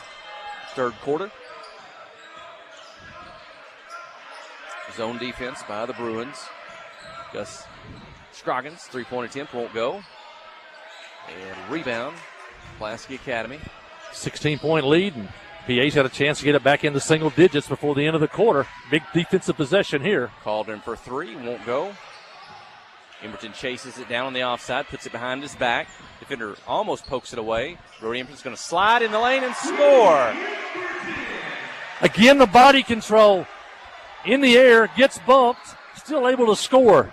Most players can't do that. He's either falling backwards or falling sideways after the body contact, but he's still able to just kind of hang there momentarily in the air and shoot. Got the touch shot, 48-34. PA turned it over. The Jackets have a chance to get that 16-point lead back. Cross midcourt, Widener with it, 3-2, pull up 3 from the right left wing. It won't go, but a big third quarter by the Yellow Jackets, 48-34. Final 8 minutes when we return. You're listening to KHPQ in Clinton High School Sports. Nobody has sold more Dodge, Chrysler Jeep brand vehicles than the Landers family. If you're looking for a hassle-free, stress-free buying experience, then Cowboy Dodge, Chrysler Jeep Raymond Clinton is your place to shop. If you want to pay too much, buy somewhere else. If you want the car deal you've always waited for, Cowboy Chrysler Dodge Jeep Raymond Clinton is your place to shop. It's quick and easy. Jump online at cowboycdjr.com or give us a call at 501-745-5333. Cowboy up or you'll pay too much. Ozark Health is a wonderful diamond in the rough, I call it. Living in a rural community, having access to healthcare is critical. It has been a blessing to our community. Not that I want to go to the hospital, this last place that I really want to go, but this is a place I'd recommend to anybody. There's nothing like the individual care that you get here. It's phenomenal. Our purpose for being here is to serve people. It fills me with pride that we're able to do that. Ozark Health, your community hospital. Friday night at the stadium is not the time to worry about your finances. Let First Arkansas Bank and Trust ease your mind with their mobile banking capabilities. You can check your balance, transfer funds between accounts, and even find the nearest ATM for dinner after a road game. The free mobile app is available on the iTunes Store and Android Market. You can cheer loud and proud for the Yellow Jackets because First Arkansas Bank and Trust has you covered. See a branch for more details. Equal housing lender, member FDIC. Well, a big flurry in that third quarter. The Yellow Jackets took a 5-point lead into the third quarter, outscored PA 15-6, and now lead by 14 as we head into this fourth and final quarter. Emberton, Burgess, Widener, Scroggins, and Hensley. 3-point basket. Another one by Brody Emberton. Unofficially, I got him with 18. Biggest lead of the game now for the Yellow Jackets at 17.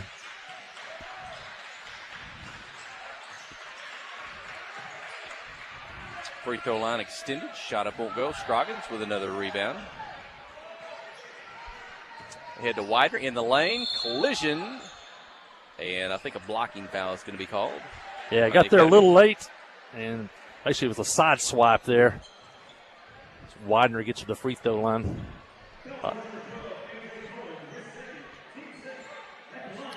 Stops the clock at 7:08. Unofficially, I got Widener with 15. And Zane has been out of foul trouble tonight. Been able to play free and easy tonight. And shooting free throws well tonight is Widener, getting opportunities as he's getting inside, drawing fouls. Carter Holland with 10 points. Yellow Jackets with 3 players in double figures. Widener gets the second free throw. He'll go ahead and check out of the ballgame. Dylan Jones in, 53-34. Zane get a breather there, check out with 7 minutes left. And he can come back in strong at about probably that 4-minute mark. Coach Smith does a great job of rotating players. And he's done a really good job of being able to protect players in foul trouble and get them to the end. And Pulaski Academy maybe tried to set up an alley-oop or something there. Yeah. Threw that one almost into the student section. Miscommunication. I think it's going to be an alley-oop pass to Connor Cauldron. And as you said, one hop into the student section. Student section still strong tonight here late in this one. Into the corner. Gus Scroggins for 3. Won't go off the rim. Emberton. Whoa! Brody with the tip. 55-34. No, you're a great shooter, and sometimes you're just a scorer. That time, falling backwards, just got his hand on the basketball, and it rolled in. And Carter Holland tips it out of the air. Burgess ahead to Emberton. He's got one defender. Puts it up and in. He's fouled. Brody Emberton kind of putting on a show here. Late in the third, early in the fourth. Count it, a chance at a traditional three-point play. He's got at least 22 as he heads the line here, and it has been, against Lone Oak, he came out, scored 9 straight to start the second half, and he has done that again tonight. The Yellow Jackets beginning to pull away in front of this large crowd here at Yellow Jacket Arena. Heber here next Tuesday. Get your tickets early. You don't want to miss that one. Into the corner. 3-point attempt. Won't go off the rim. Tipped up in the air. Dylan Jones comes away with the basketball. Quickly down the floor. Right side. Back to the middle. Kick it out in the corner. Gus Scroggins. He'll toss it away. 3-point shot by Burgess won't go. Dylan Jones for the rebound.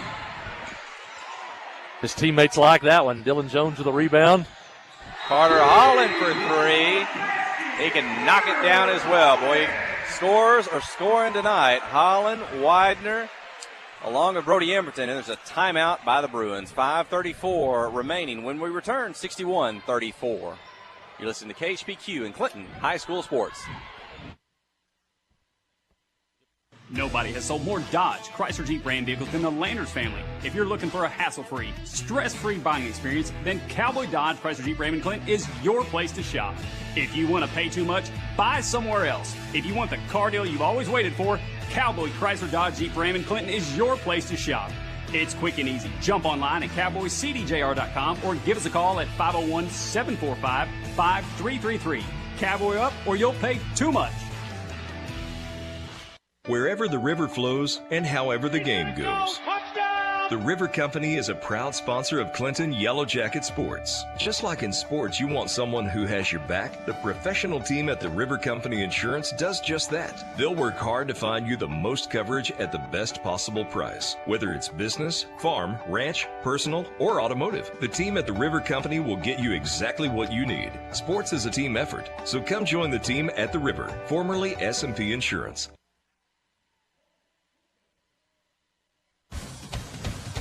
Yellow Jackets extend the lead coming out of the break. Carter Holland scores again. Yellow Jackets with 3 players in double figures. They lead 63-36. Carter Holland with at least 15 points. PA with a basketball. 4:50 left in this one. What a great night at the arena. Looks like the Yellow Jackets are going to sweep both ball games tonight. Widener on the run. All the way to the corner to Holland. Puts it on the floor. Now he'll kick it out to Hensley. He'll take a long 3 short. And rebound to Pulaski Academy. Quickly in the front court. All the way to the basket. Good job by the Yellow Jacket defense to hold their ground. Bad shot. And the Yellow Jackets have it. Widener. Front court, pulls up, going to run the offense. Burgess, Emberton, hey, I'll just pull up and shoot it. I'm wide open.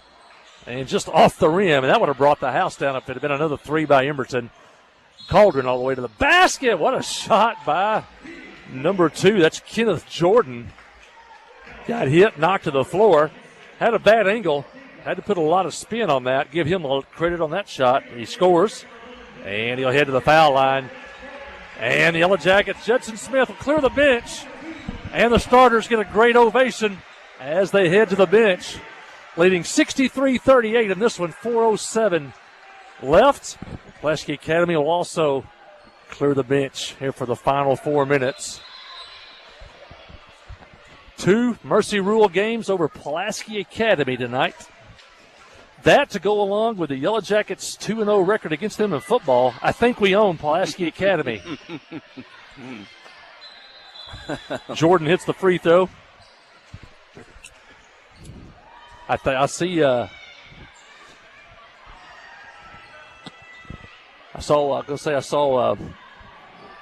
Ralph Blagg and Lori over there earlier tonight. Good to see them out again. We saw them at Heber Springs. And their daughter, Logan Blagg, a big part of those state tournament runs by Coach Ricky Cooper. They're in the late 2000s. Who made that basketball? That was Gus Scroggins gets on the board. And Ralph's such a great supporter of Yellow Jacket basketball. Whatever the program needed, Ralph was always there to help. Inside, shot up won't go. Scroggins with rebound. Out it to Dylan Jones, quickly up the floor. Titus Johnson in front of him. I also look across the way. I see Jimbo Oath, his daughter and his granddaughters played tonight. And, Ethan Biggs with 2. Beats his defender, scores off the glass. Burst to speed inside, Biggs. And also to mention, Jimbo would have been on those 1970s football teams that beat Pulaski Academy. So a lot of history in the arena tonight, including center court, Walker Fieldhouse. So be a permanent part of Yellow Jacket Arena.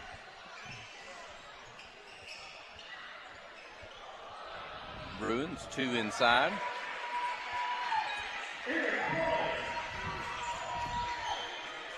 Now you look up, it was a tight game at halftime, and you look up and the Jackets are ahead by 26 points.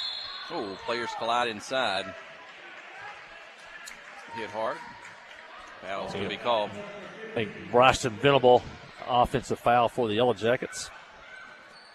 Bryson had a really good football season this year, the junior.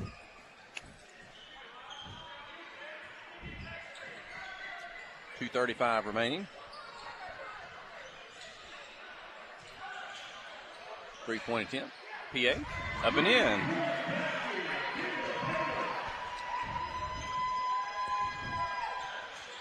Venable back across midcourt. Oh, loses it. A race to the other end. The Bruins. Shot off the glass and good by Caleb Paler. Prior back-to-back baskets for Pulaski Academy. There's a steal. Bruins. Titus Johnson back to the pin, but off the glass. Good. And stop in play just for a substitution here. Get some more players in. Yeah, I was going to say good officiating here. You don't have to stop the clock there, but good officiating, stop the clock, and allow one of the substitutes that hasn't got into the game to get in the game. Good officiating. And their supervisor, the assigner, Steve Padgett, he was here tonight watching his guys work. Works it around right to left. Good passing into the corner.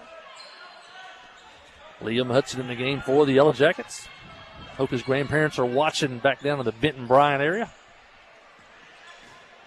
Jeff Hall, he had a big fan section that night we went to Bauxite. There was an entire Liam Hudson cheering section. Shot up won't go. Bruins going the other way. 3-point shot sails long. Yellow Jackets recover.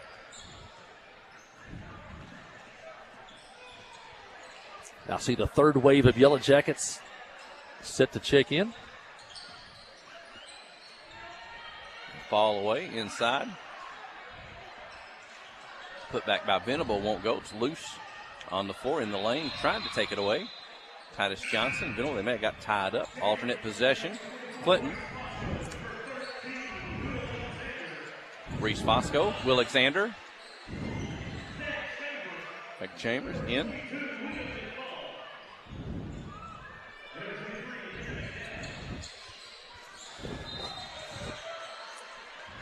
Shot up won't go.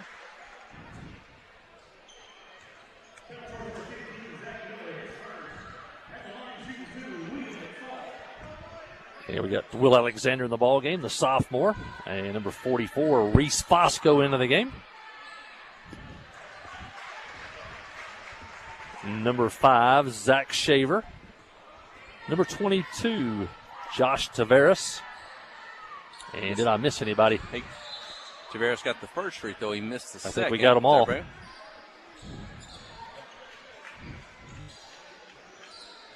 you get 23? Did you get Landon McNabb?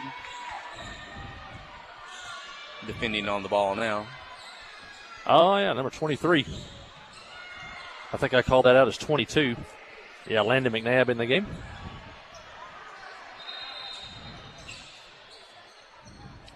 More substitution for the Yellow Jackets.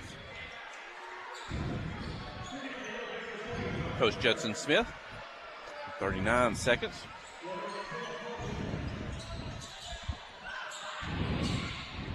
Alexander with it. Stolen away. Racing down the floor. Reese Fosco trying to catch up to defend. Misses the shot. Put back won't go. Tied up inside. Belongs to the Bruins with 23 seconds. Well, Jackets will clinch third.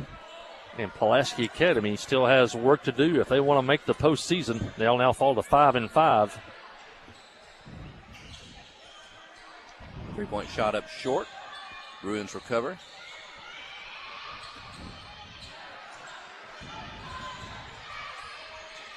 Second three's up. Won't go off the back of the rim. Okay. Down the floor.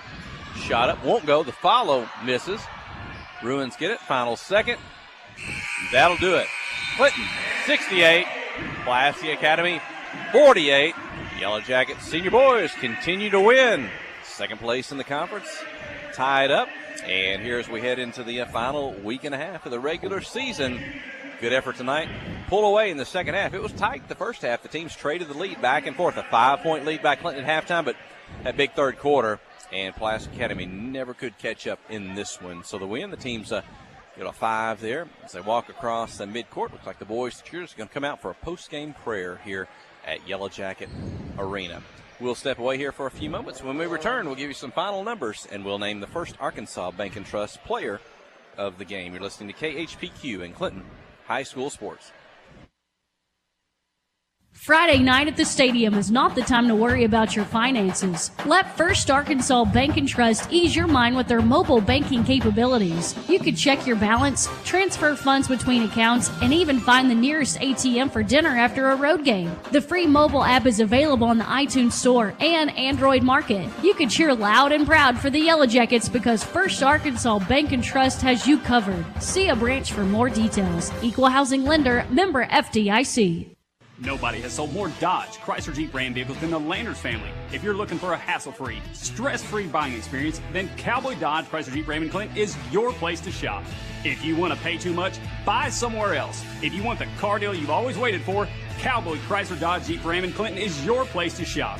It's quick and easy. Jump online at cowboycdjr.com or give us a call at 501-745-5333. Cowboy up or you'll pay too much.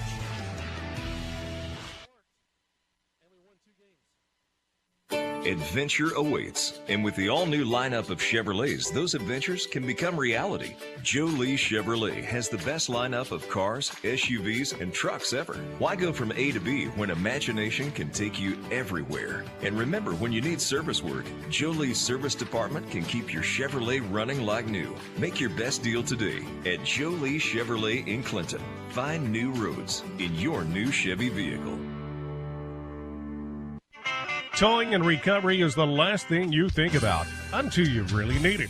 Then you really want the best. There's only one name to call: Justin's Collision Repair Towing and Recovery. They have the largest and latest model recovery fleet in north central Arkansas. From small towing to heavy-duty towing, Justin's Collision Repair Towing and Recovery on Highway 65 in Clinton is the one to call. 745-2992. That's Justin's Collision Repair Towing and Recovery, 745-2992. Steve Good at Goods Cash Savers says you can learn a lot about life by playing sports. You may never be the biggest or the fastest, but you can always try to be the very best and give 100%. And that's what they do every day at Goods Cash Savers. Even though they don't have the biggest building, they try to have every item that you might need in groceries. They also overachieve every day in their meat department. So when you're looking for a place to shop, give Goods Cash Savers a try. A supermarket that cares about you and your community and says, go Yellow Jackets. Wherever the river flows and however the game goes.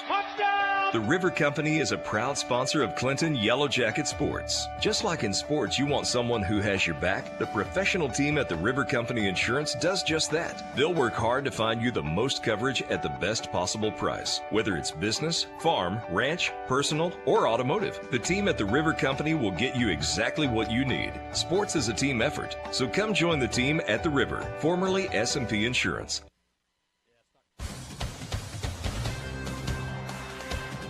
Out here at Yellow Jacket Arena, we've had a lot of great nights over the years. This definitely will rank up with one of those. What a night. It's a great crowd.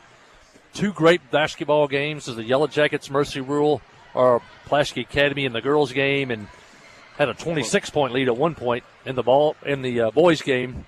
And then on top of that, you throw in the little Bees. Walker Fieldhouse Center Court is now a permanent part of Yellow Jacket Arena. The 1999 Lady Yellow Jackets and Coach Ricky Cooper. What a standing ovation they got tonight. Sometimes they're kind of contrived. Somebody tries to get it started, but that was kind of organic. It just sprang out all the way around the arena, and that was really I gave you goosebumps on that standing ovation for the 1999 Yellow Jackets. And then, of course, who doesn't love Maddie Cabana? And it was Maddie Cabana night tonight at Yellow Jacket Arena. And at midnight, it'll be Maddie Cabana Day in Van Buren County, Arkansas for an entire day.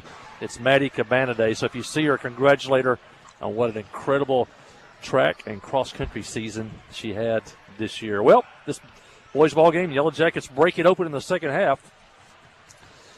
Jackets trailed early 7-2, took a 13-11 lead at the end of the first quarter. Got a little bit of breathing room at halftime, led 33-28. And then just like against Lone Oak Saturday night, had a great third quarter and blew the game open, and they outscored Pulaski Academy 35-20 in that second half. In fact, they outscored them 15-6 in that third quarter.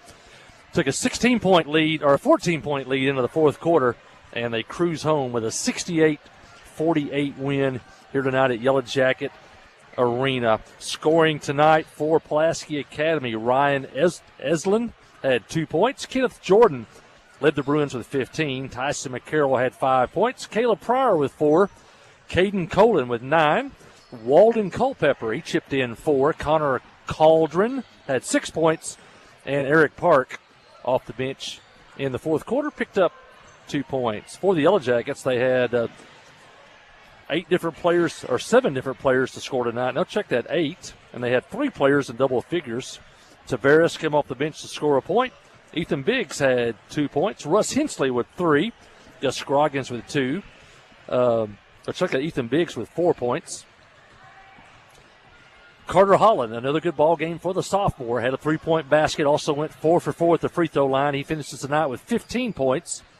Zane Widener, without foul trouble tonight, plays free and easy. He scores 17 points on the night, including 2, 4, 6, 8. He was 7 of 9 at the free throw line for a total of 17 points. And the leading scorer, once again tonight, the senior, Brody Emberton. Brody had 23 points on the night, and he had 6, 8, 10, 12, 13 of those in the second half. And he had quite a run in that second half as the Yellow Jackets pulled away for the victory. Clinton now 17-9 on the season. They got a chance for 20 wins after starting 0-4. They're now 10-3 in conference play, and they have guaranteed themselves a trip to the regional tournament, and they've locked up third place. Still got a couple of games. Maybe we can move on up. Who knows? And they've now won 10 of their last 13 ball games. Pulaski Academy drops to 6-13, 4-8 in conference play, and they are in a dogfight to see if they can get into the postseason, as there are 3 teams battling for the last 2 spots, and PA is in big trouble after a loss tonight. Well, First Arkansas Bank and Trust player of the game, Jeff Hall. Well, it's almost like a 3-headed monster on the offensive side of the things. When you got Brody Emberton who can put up 23, Zane Wider who can get 17, Carter Holland 15. Boy, when they're all on it, Clinton's tough to defend, and they can do it all. Holland can kind of go inside, outside. He can knock from the free throw line, and Zane Wider likes to drive, take to the basket. Tonight he got fouled a lot, hit from the free throw line, 17 points. And then Brody Emberton, he's got all the shots. He's inside, he tips, he's got 3-pointers.